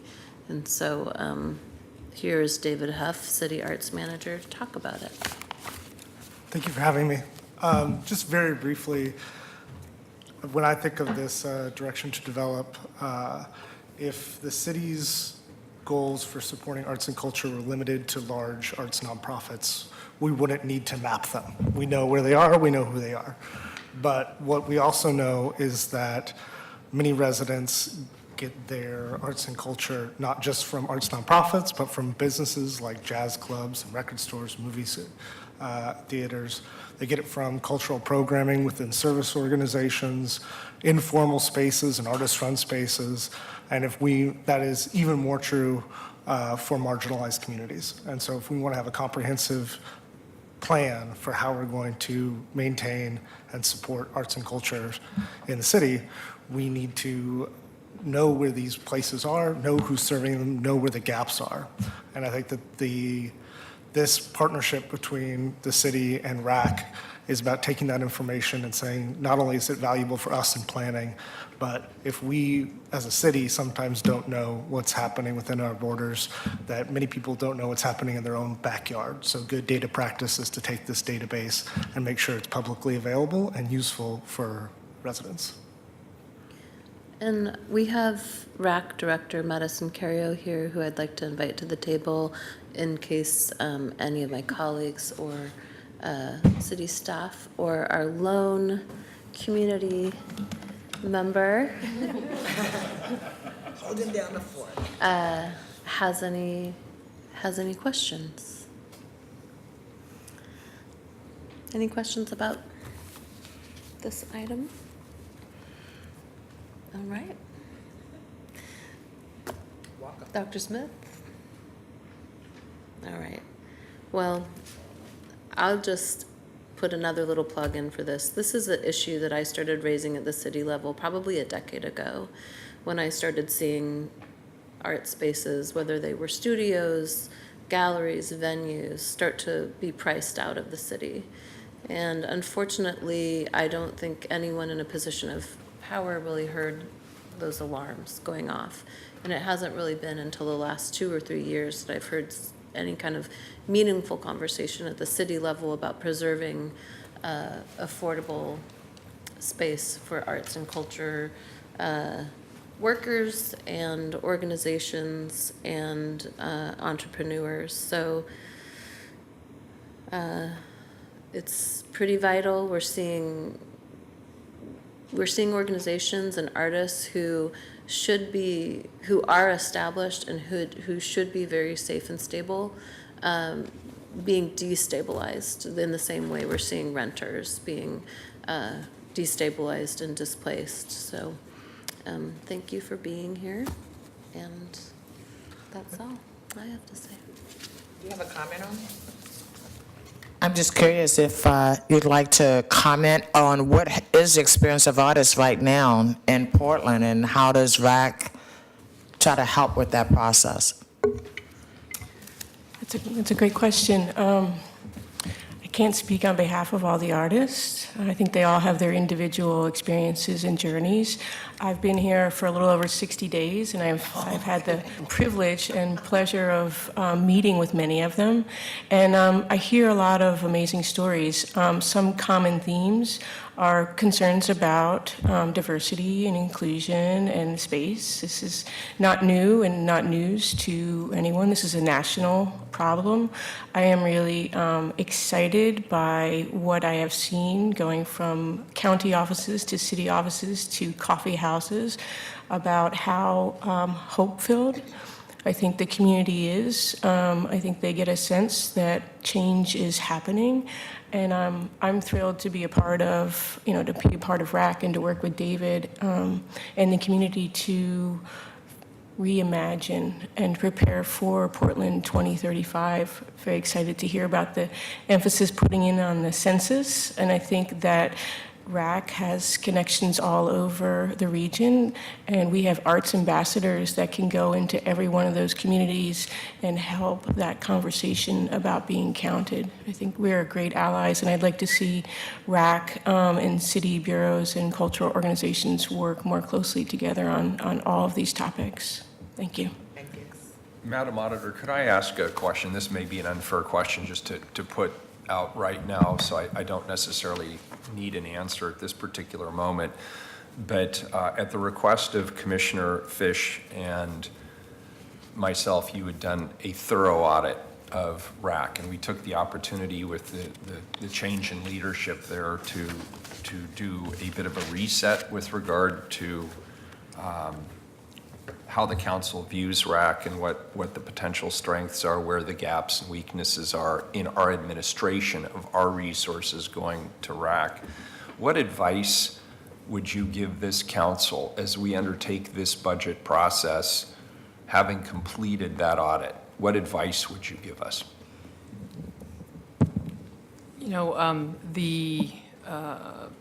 recommendations that we made and discussed at the council work session, I thought from the perspective of the auditor's office was a direction that we recommended that the council go. We felt very well received at that work session. And I do know that RAC is working very hard on their side of the recommendations that we had. And so I think that so long as those recommendations are being implemented, that is where we laid down what we thought should be done. And I haven't heard anything from anybody that those things are not in process and moving forward. And so I will say that I made a presentation at a class at PSU, and there was a gentleman who I just met, and I was explaining what performance audits are, and I used the RAC as an example. And he said, "Oh, I'm on the RAC board. We're doing so much work around those recommendations." And so he was very enthusiastic about it. And so I think that there is a lot of forward motion. Very good. It's good to hear. I think the audit was really well received. I don't think there were a lot of surprises. I do think that RAC was already in the process of addressing some of the issues and inequities that were highlighted in the audit, and that is reflected in the recent change in the general operating support funding being spread out across more organizations and more diverse organizations, and also the investment in, I want to make sure I get the name right, capacity building for culturally specific organizations. Because if we look at who's been getting general operating support, unsurprisingly, it hasn't been super diverse, and that is common across the country. And there are a variety of reasons for that. And I think the only way we're going to get to more equitable representation is to support these kind of emerging, fledgling, culturally specific organizations so they can get to the point where they would qualify for general operating support. But RAC has also made big strides in increasing diversity and equitable funding. I'm just going to go down this list. 32% of the RAC staff identify as people of color. 43% of RAC board members identify as people of color. 50% of RAC grant panelists in 2018 identified as people of color. 52% of RAC public art panelists in 2018 identified as people of color. And so far in this fiscal year, I think, 40% of RAC's individual grants have gone to artists of color. And I wanted to enumerate these numbers because I think there's still a perception in the community that RAC is only funding kind of conventional, white, Western culture-focused organizations and artists, and they've really been striving to change that, and I think these numbers are proof of that. Thank you, Commissioner. I appreciate you putting those numbers out there, but I would like to know who they are, and I'd like to know how many African Americans, Latinos, Native Americans, because I think we do a lot of hiding behind people of color, right? And that doesn't tell me enough. That doesn't give me enough information to know actually who is getting the benefit and who isn't, because I think every time we break it down, we can see clearly who's being served and who isn't. And so for me, it's really important that we have those specific numbers and not a generic term like people of color. Thanks. Okay. I haven't seen the audit, and so I'd love to get a copy of it, if that would be okay. And I also am a prior RAC board member, and I just want to say how pleased I am that we have RAC in our community and that they are moving in this direction, because I think it's an important way to go. And I hope that the mapping piece is funded. So I want to thank Commissioner Daly for raising that particular issue and all, everybody for being here on this. Let's just look at the other decision packages so that there's an opportunity for people to explain. There's a couple that I put in, which is the Office of Open and Accountable Elections. And that number is because that's the amount that was cut in the first year of the program to fund other things. So maybe something we could consider moving forward is earmarking something in contingency that the program could ask for. And obviously that's a scalable amount. But we are somewhat concerned about 3 elections on the ballot next year, having enough money to fund the matching portion of that program. But we're having a work session on April 11th, so we can fully discuss it there. And then the other one is the $100,000 for the Rose Festival. It's something we've been traditionally doing. The City Budget Office notes that they bring in $65 million in economic benefit by their program. And this is something that under Randy Leonard, we looked at, what are the costs, what do we waive for them, what do we not waive for them, what are the benefits and such, and kind of came up with this is the right number. I know that Parks is in the process of renegotiating the memorandum of understanding regarding operating the Rose Garden store. So, it's all different buckets of money and such. So I think that that's something that if we could do it for 1 year, that would be important to me. I wanted to give others an opportunity to talk about the Portland United Against Hate and also the FEMA BIOP, which is Federal Emergency Management Association Biological Opinion Compliance, and it's one that the City Budget Office has recommended funding. I know Commissioner Fish would talk about it if he was here because it's a partnership with Emergency Management, and it's essentially looking at the levy. Is that correct? Yeah, so it has to be, it's a must-have. That's what I'm reading in the City Budget Office's analysis. Is that correct? Yes, so we recommended for funding the $280,000 requested for the biological opinion compliance and floodplain management. And, we see it as really a fiscal sustainability play in that this is essentially year 2 of a 3-year effort. And there's a risk that if we don't continue the work, that we will not be able to meet compliance with the National Flood Insurance Program. And it didn't necessarily make sense to sort of halt the work now when we've made progress in that first year. So we have Alex Howard at the table who manages that program. So we have questions. Thank you. Push the button. No hiding anymore. So I'm Alex Howard. I work in the Chief Administrator's office, and in my position, I coordinate an 8-bureau program to achieve compliance with the ESA to maintain our access to the National Flood Insurance Program. So at its core, this program is a regulatory update to look at our floodplain management, the suite of tools that we use to manage that in the city. And we have not yet started to make those changes. We've been working with FEMA to begin to develop an implementation program.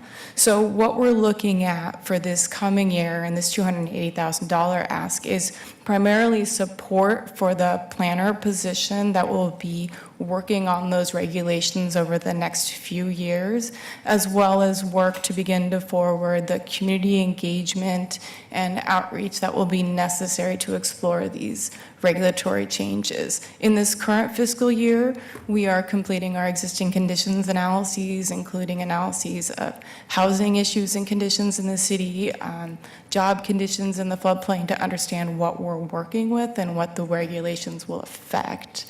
And we are setting up our work plan for all the regulatory work that planning will be doing, BES will be doing, and then working again with OGR and our relationships with state and federal and also regional partners. Well, thank you. It's clearly crucial work. Maybe next year give it a title that sounds something more exciting than FEMA BIOP, because, it really is crucial and we want to make sure we don't miss it and go for something whose title sounds more interesting. Not interesting? That sounds very interesting. Sorry. I think, I'm going to shut up now. Would you remind me what ESA stands for? Endangered Species Act.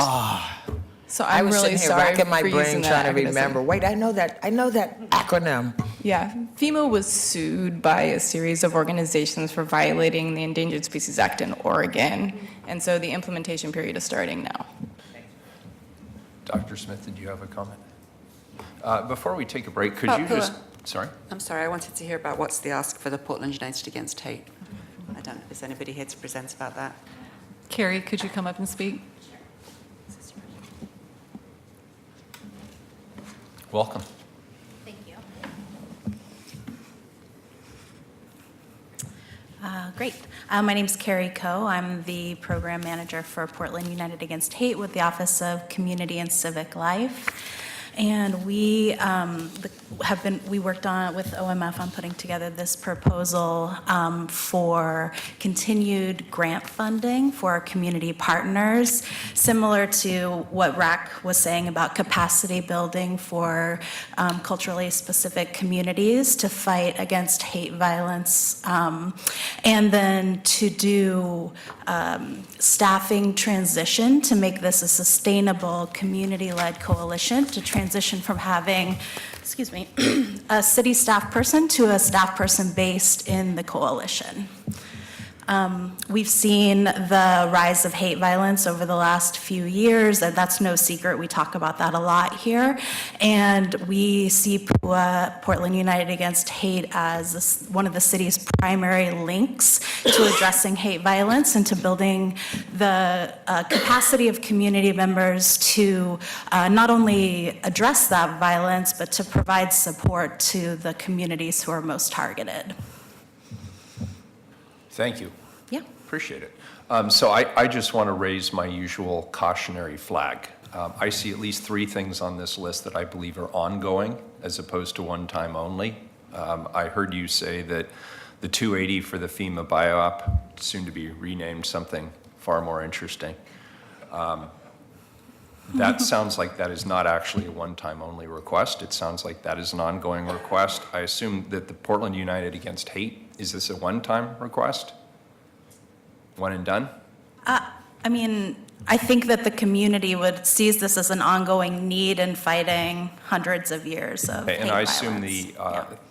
and that would be my assumption, the Office of Accountable Elections, I assume that if we commit to do this and we move forward, there's No, an that's a ongoing one-time. That really is a one-time. That Because we've already truly got is. the ongoing Okay. funding. Okay, Rose Festival, what do we know about that? As I said, we've been talking about that for 10 years, and so that's why we put it down as an ongoing, but if we Okay. can't have ongoing, then we'd certainly like the one-time. Was that recommended? It was not recommended. Okay, so I just want to remind everybody, the pool we're talking about for ongoing, in addition, is 1.7 million total for all of the budget, everything, every single bureau. I just want to remind people how hard this is going to be. So I don't want anyone to leave this room thinking the council's agreed and they're going to support it. We have a lot of work to do on this budget. And I'm already losing sleep over it. So thank you. We will take why don't we take looks like from our oversized novelty clock, it looks like we have about 9 minutes until 11:30. Why don't we take a break until then?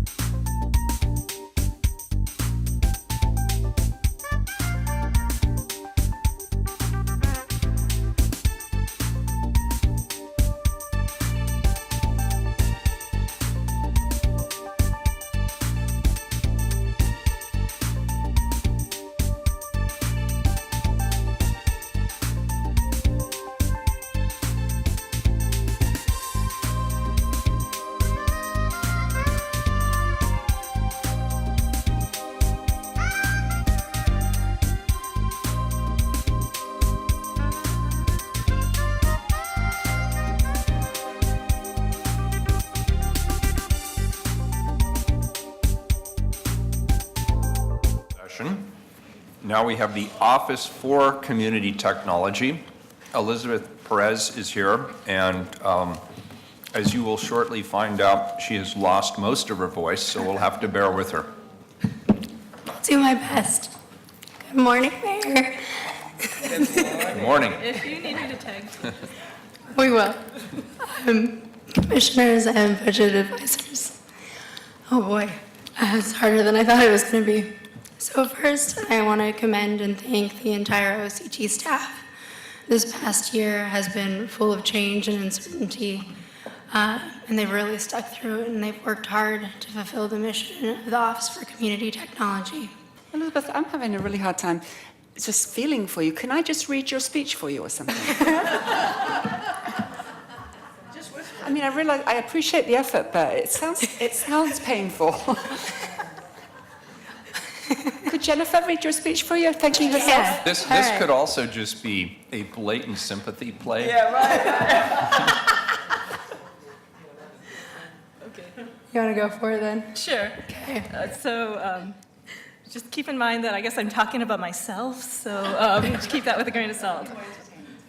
So Elizabeth is here with me. I'm the Franchise and Utility License Manager for the Bureau. Unfortunately, Julie Omelchek is out today. So I'd like to walk you through a quick overview of recent events that led us here. In 2017, Portland City Council issued a budget note to CBO ordering a review of the location and structure of OCT. In early 2018, the Mayor's Office, Smart City PDX, and CBO started working with the consulting firm VI on the report. While the evaluation was being conducted, the OCT manager resigned in May 2018, leaving a gap in leadership. The report surveyed a variety of city and partner stakeholders, which resulted in the final report, which was shared in April 2018. City Council decided to reestablish the Office for Community Technology as a standalone bureau based on the findings of the report. While revenue collection improved during the time in the revenue division, performance in community technology and negotiating cable and utility agreements declined. The Office for Community Technology has remained in the mayor's portfolio. Once a director is on board, many of the other recommendations suggested in the report will be addressed. The office requested 3 additions in the 2018 fall bump. First, the office granted an ongoing director position, funding for a right-of-way study in anticipation of possible FCC rulings limiting the authority of local jurisdictions to only use a cost recovery model in charging for the use of right-of-way was funded. The study is currently underway. The office was not granted the funds to physically relocate. The office will be asking for the funds to relocate in the 2019 spring bump, and this is critical for several reasons that we'll put in the spring bump. Elizabeth has been assuming managerial duties since September, though this has only been part-time. The mayor's office has been searching for an interim director that can lead the bureau through the transition and restructuring. I believe that the mayor will be appointing an interim shortly. All right. So let's jump into the budget. So the budget to run the Office for Community Technology is about $3.3 million, 2.2 of which is general fund, and the remaining 1.1 comes from the Mount Hood Cable Regulatory Commission intergovernmental agreement. The largest expenditures, as you can see here, are personnel and EMS. And then staff, we're allocated a total of 10 FTE. But because of significant underspending due to vacancy savings, OCT has submitted an ask in the spring bump to reallocate the vacancy savings to pay for the move, along with the general fund ask. So the Bureau should have 10 FTE overseeing 3 program offers, the Utility License and Franchise Management, Broadband and Digital Equity, and the Mount Hood Cable Regulatory Commission. Do you want me to just keep going? Let's see if I can get it together. Okay. So, under broadband and digital equity, and let me know if you can't hear me very well. We'll pass it back over to Jennifer.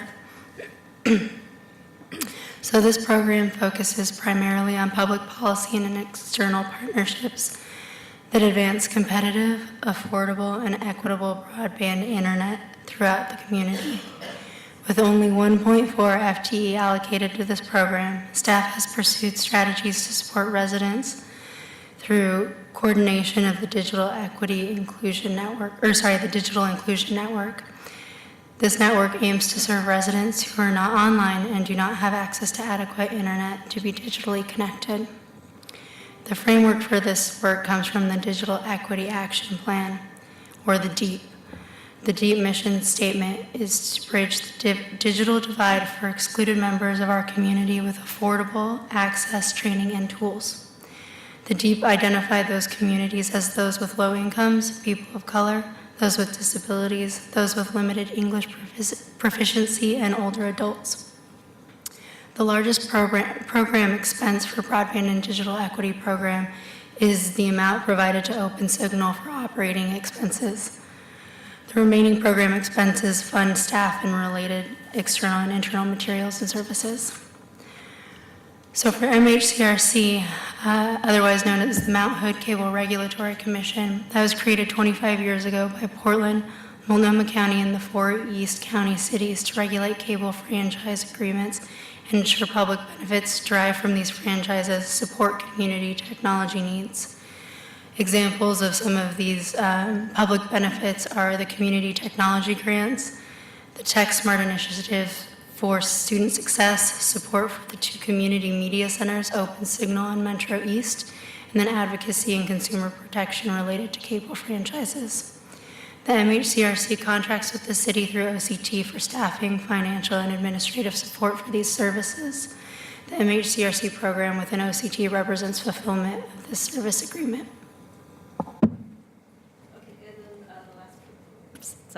The last program offer is the program that I manage, the Utility License and Franchise Program. We manage long-term access to the public right-of-way and collect approximately $82 to $84 million annually for the city's general fund, which is the third largest source of general fund revenue. We process the revenues through a module of SAP, which went live in 2015. We have a direction to develop to bring much-needed efficiencies and other improvements to help us work smarter to collect the money that's already owed to the city. And this is a one-time ask that would cover a 3-year period. And we'll have more about this direction to develop later in the presentation. So our priorities are pretty simple. We have 5 that will lead our work in the next year. All of the priorities are related, and I'll discuss the priorities and the progress metrics in the next slide. Oh, there we go. Sorry about that. So there are action items, obviously, for each of our priorities, and that's how we'll measure our success over the next year. I think the first and most important is to create a vision and organizational structure for this new bureau. So through that, we need great leadership and knowledge of the technology landscape. OCT, through the process, will strengthen its commitment to equity and serving those in our community who have been disadvantaged through the digital divide. And I'll take the next 2. So as I said, the revenue portion is primarily managed through our office. We have about 4.6 FTE allocated to our program, but because of our vacancies, it's currently about 3-point-something FTE. So as federal assaults continue on our authority to ask utilities and companies for fair compensation to use the right-of-way, it becomes more important for staff to be able to ensure current franchisees and licensees are complying with the agreements and the code. We need tools to help us do this efficiently and accurately, and we need to be able to focus on adding new accounts and increasing compliance as we face possible preemption. So we proposed a decision package that would cover improvements to our SAP module over a 3-year period, and then the first year would be approximately $150,000. So at the end of the 3 years, the program would have greater user interface and efficiencies, decreased data entry, and improved tracking and reporting by staff. Staff will be able to review more reports and accounts for anomalies, and efficiencies will allow us to devote more time to pursue new revenue. These revenues will lead to improved collections and compliance. We'll also have an improved module that talks to our existing accounting system and which has the capacity to be expanded to other programs or bureaus within the city. These improvements will help the city use technology it's already paid for.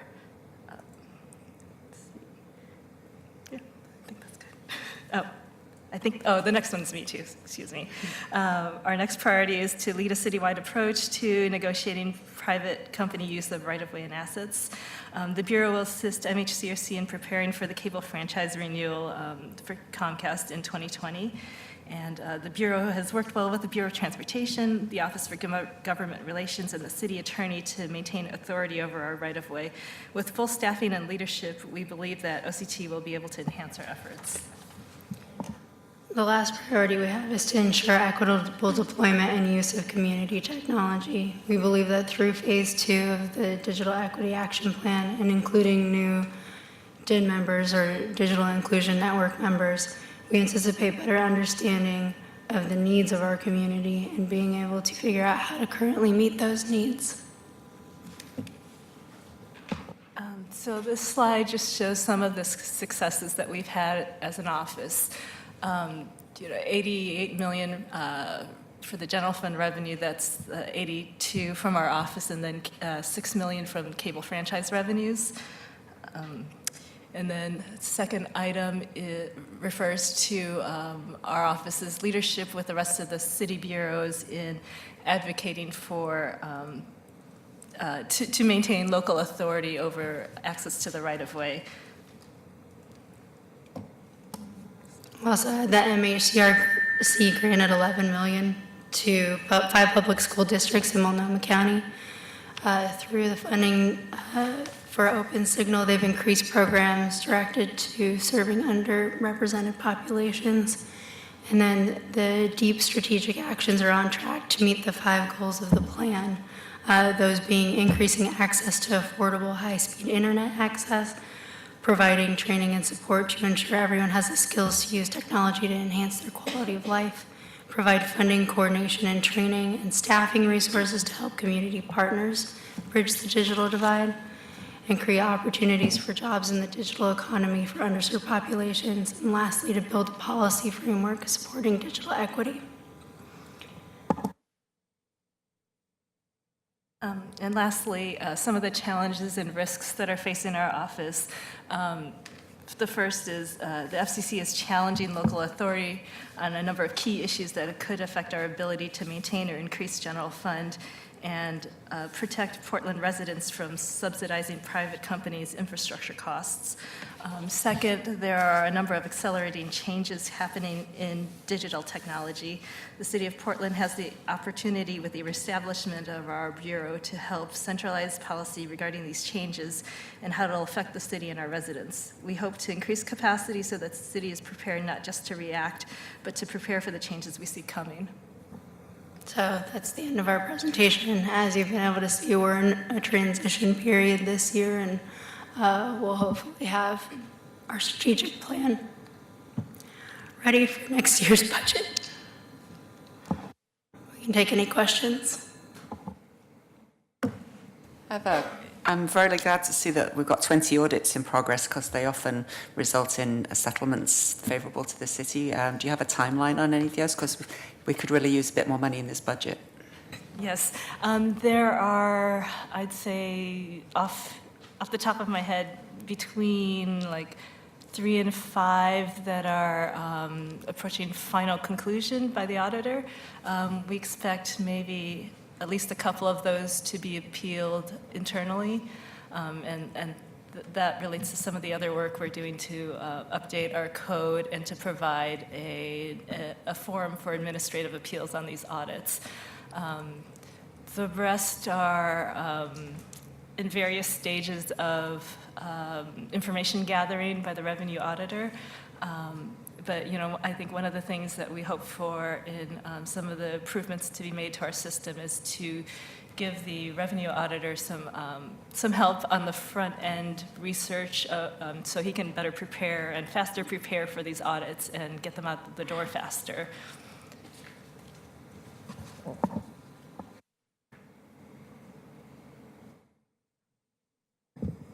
Could you provide the background on why the office is becoming a standalone bureau? So in 2017, the City Council issued a budget note for the reevaluation of the Bureau for, the last 6 years. the Bureau has been in the Revenue Division. The report found that while revenue increased, some of the other community benefits and negotiating power decreased while in the Bureau. And so the decision based on the report and subsequent discussions resulted in the decision to make it a standalone Bureau once again. I think we've provided the report to everybody as supplemental.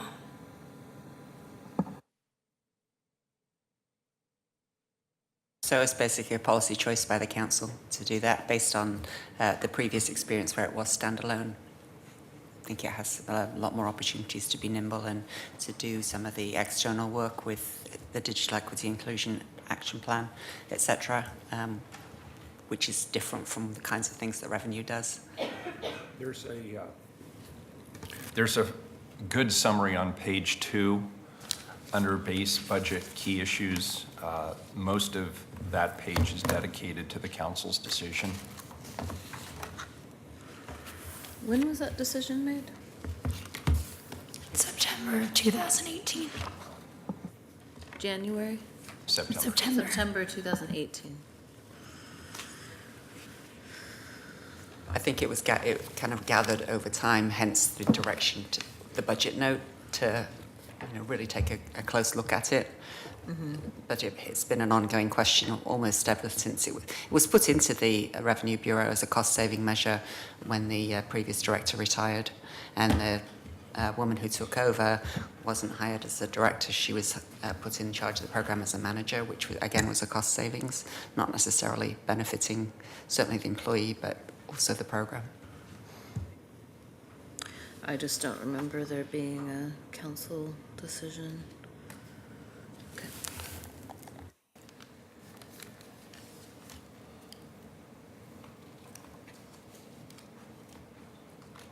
Any further questions? Dr. Smith? Very good. Anything else we need to cover? Excellent. Thank you. Sorry about your voice. Hope it gets better soon. I'll come back. Good. Thank you. So now we'll turn it over to Director Kennard. Thank you.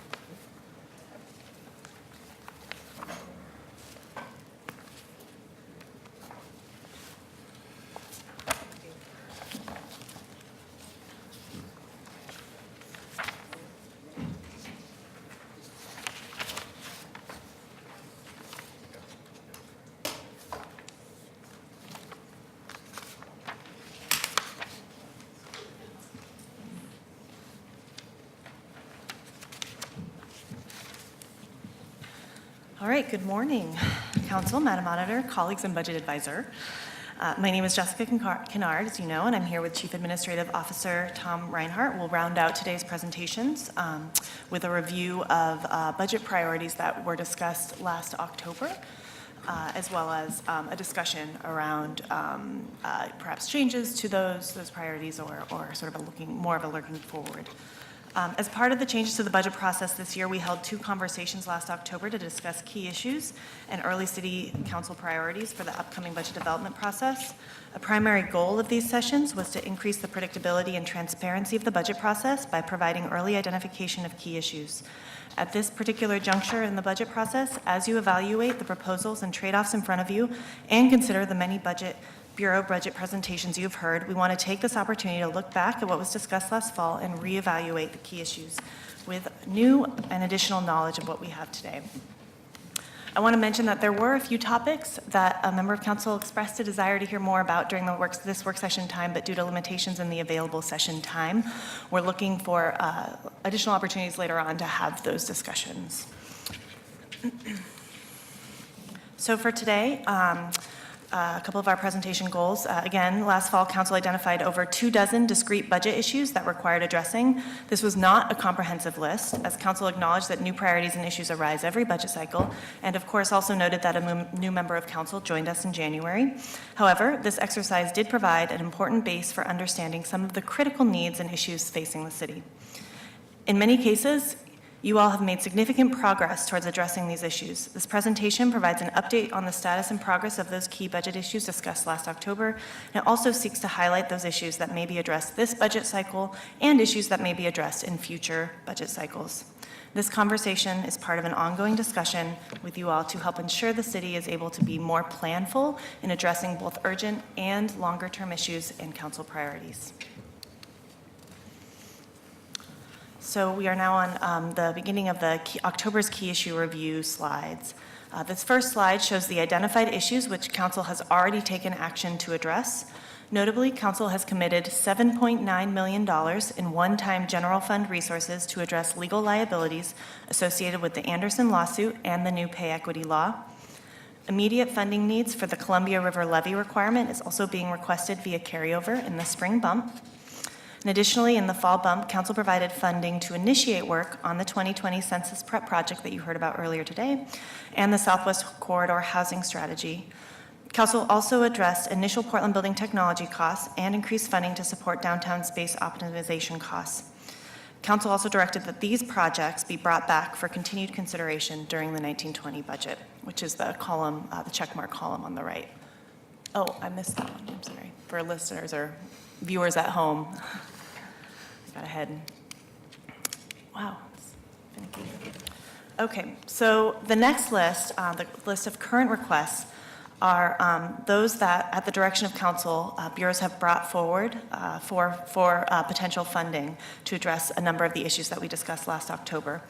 It's illustrated by the green check marks on the list. Some of these issues can be addressed during the budget year and in their entirety, while others will likely require further attention in the future. Council has heard bureau presentations on many of these issues. It's important to note that these requests represent only a subset, of course, of council-directed packages, illustrating how needs and priorities change and adapt over time.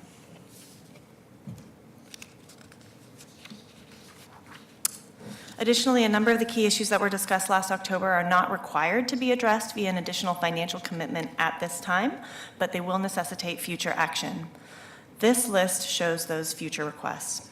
In many cases, council action to highlight these issues has prompted individual multi-bureau conversations to formulate plans for addressing these larger or longer-term liabilities. So while there's no immediate funding request, operational work is underway to address many of these issues.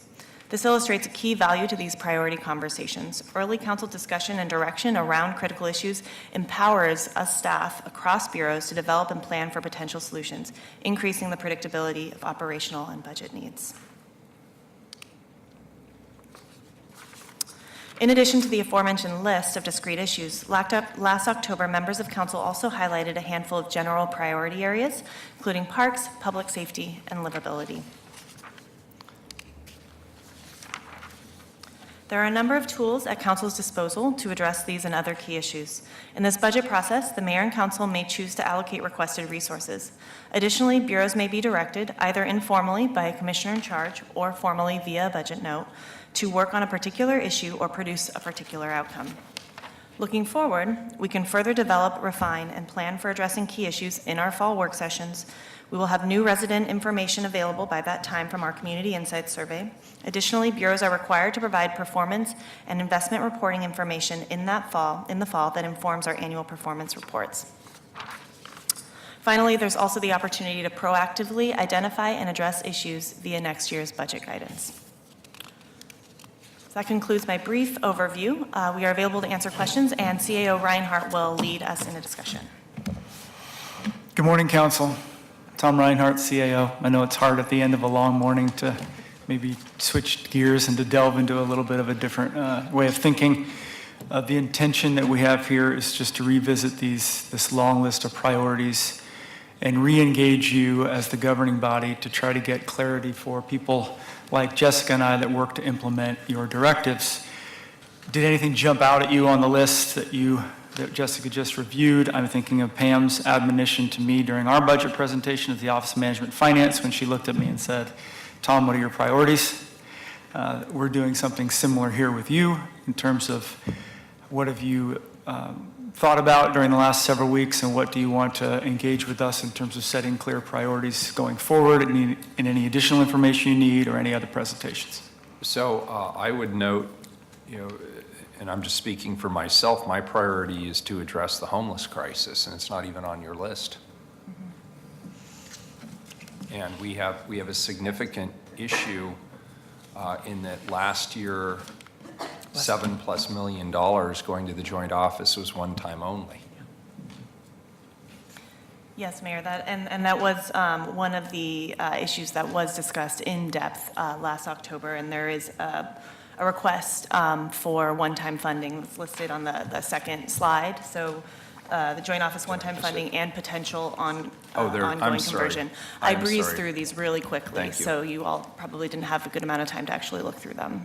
Sorry, So Commissioner Hardesty will appreciate this. The acronym bit me. Noted. It's not the catchiest.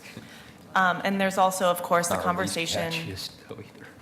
The conversation, the conversation around permanent supportive housing is a big one, and obviously entails a financial commitment, and I know is a conversation that is ongoing operationally.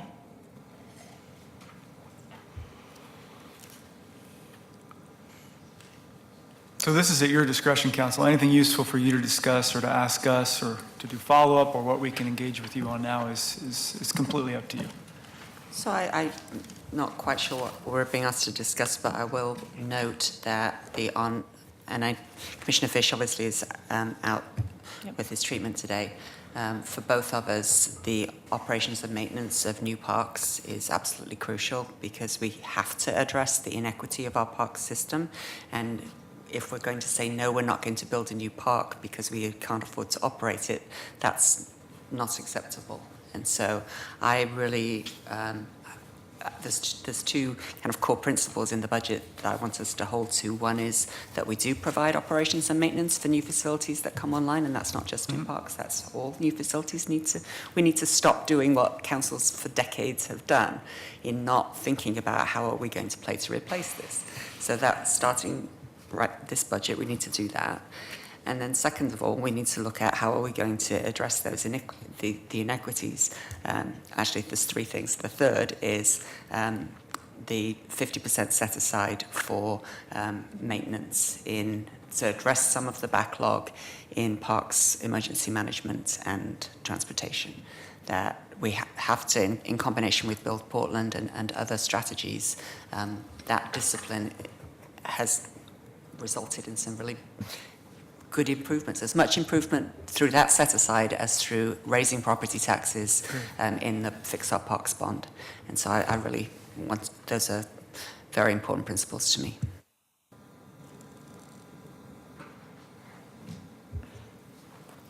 This is a question because I don't actually, most of the time I ask questions I know the answer, but not this time.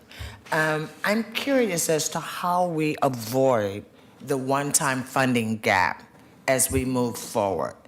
What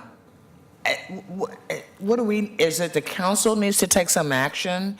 And or do you need to advise us? Or, I mean, what's the process to say that one time really is one time and let it be? So both Sam Adams and Charlie Hales worked really hard to get, previously it was rapidly off the scale, the number of things that were getting serially one-time funded, and over the course of the recession we worked really hard so that one time meant one time. The position we're in right now, where there is one-time money, and yeah, we could fund special appropriations and do the grant process. Again, I'm thinking if we don't, that's not a must-have, that's a nice to have, and that means that we all have to be disciplined in not proposing to give 500,000 here and 100,000 there or whatever. That's not part of the consideration. I don't know that I would support not ever doing one time, because that's what we've got available. If that's what the council as a whole thinks is a priority for this year, and even knowing that maybe in the future we want to put it into ongoing. I mean, I think the Joint Office of Housing Services is a great example. Nobody ever thought that we would fix the houseless problem in 1 year, but we have funded it almost a lot with one-time money, right? Without a plan for how we were going to actually fully fund it as it moved forward, right? There are many, many things that I see that mirror that. We have, I've actually, when I was on that side of the table, I've testified on projects that were presented to the city council as one time and watched them get funded for almost a decade, and then watch them slip into general fund without any community process, right? And so it is frustrating, I know, for the public to actually hear us talk about one-time funding, knowing that that's just not real, right? So I do think it would be better to have a more transparent process that actually says, based on the amount of money that's available, we have to choose, because of course this time it's going to be a lot easier because we don't have a lot of one-time money, right? No, we do. But as, just like you're talking about, like parks maintenance and other things, I mean, we could spend one-time money in ways that actually helped us get to our long-term goals, like technology improvements, right? We could do it based on a vision of where we're headed, as compared to doing it based on who wants money from us. Right. That's the discussion that we'll be having. We do have 14 million, I think, in one time, so that's not nothing.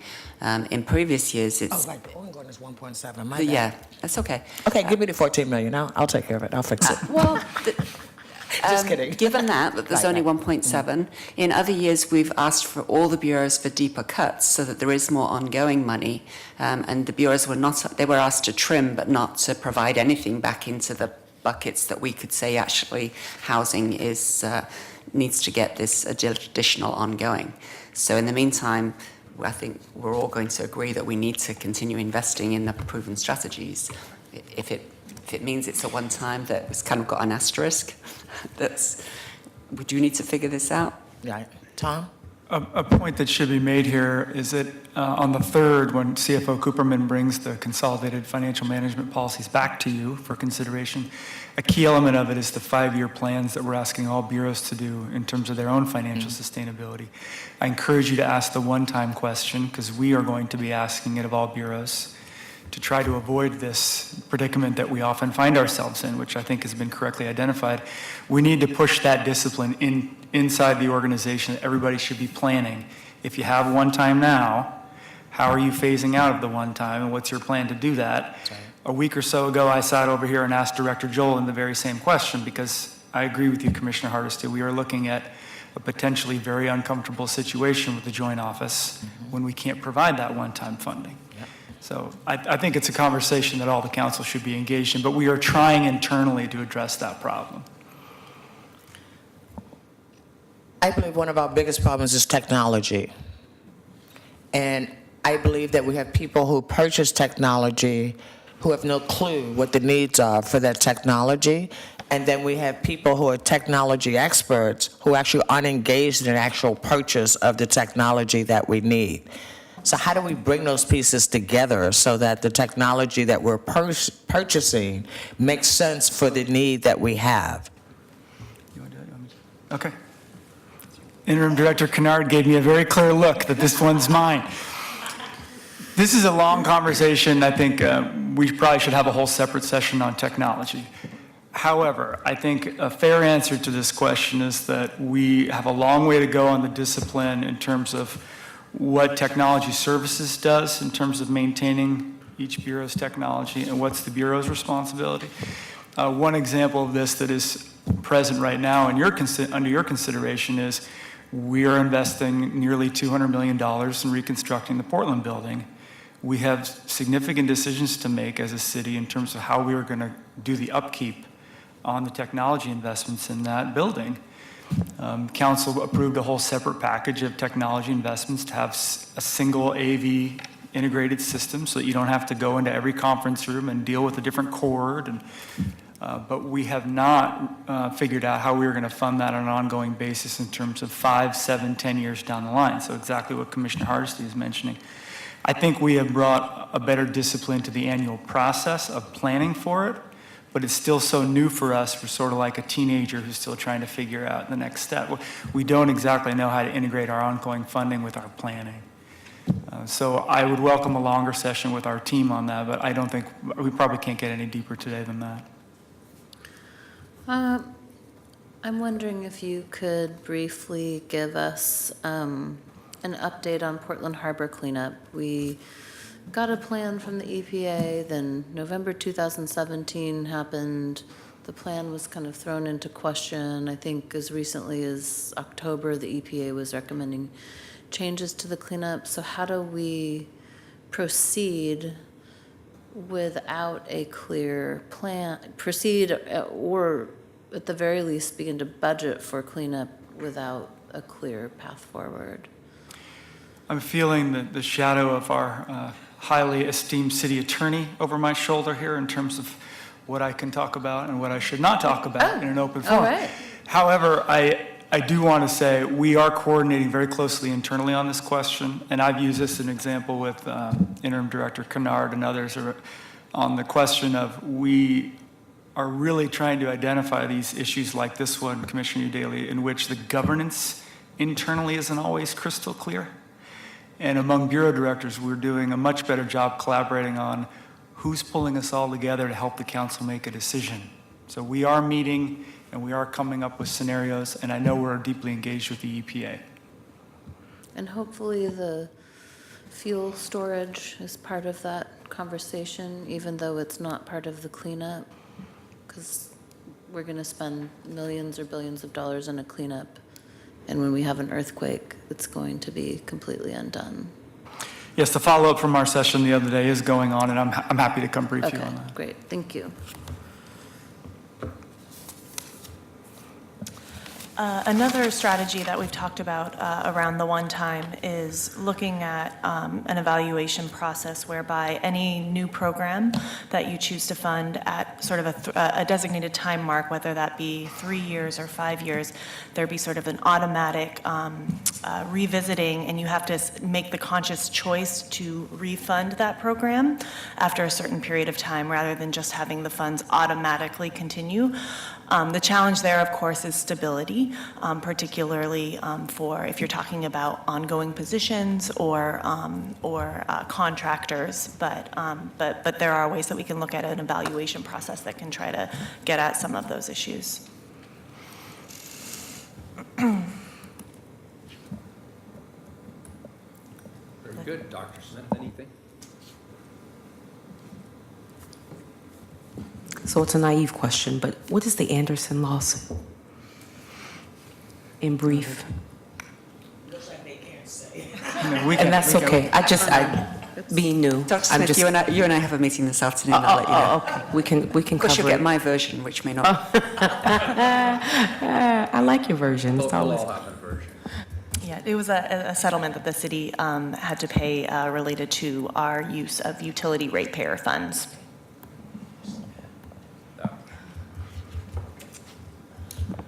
Okay.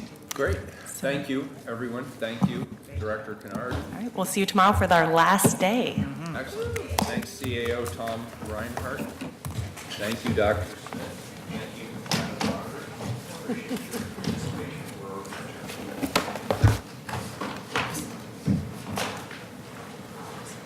Ma'am, thank you for coming and holding up. I feel bad. I know that there were East County things there. I should have said something discreet.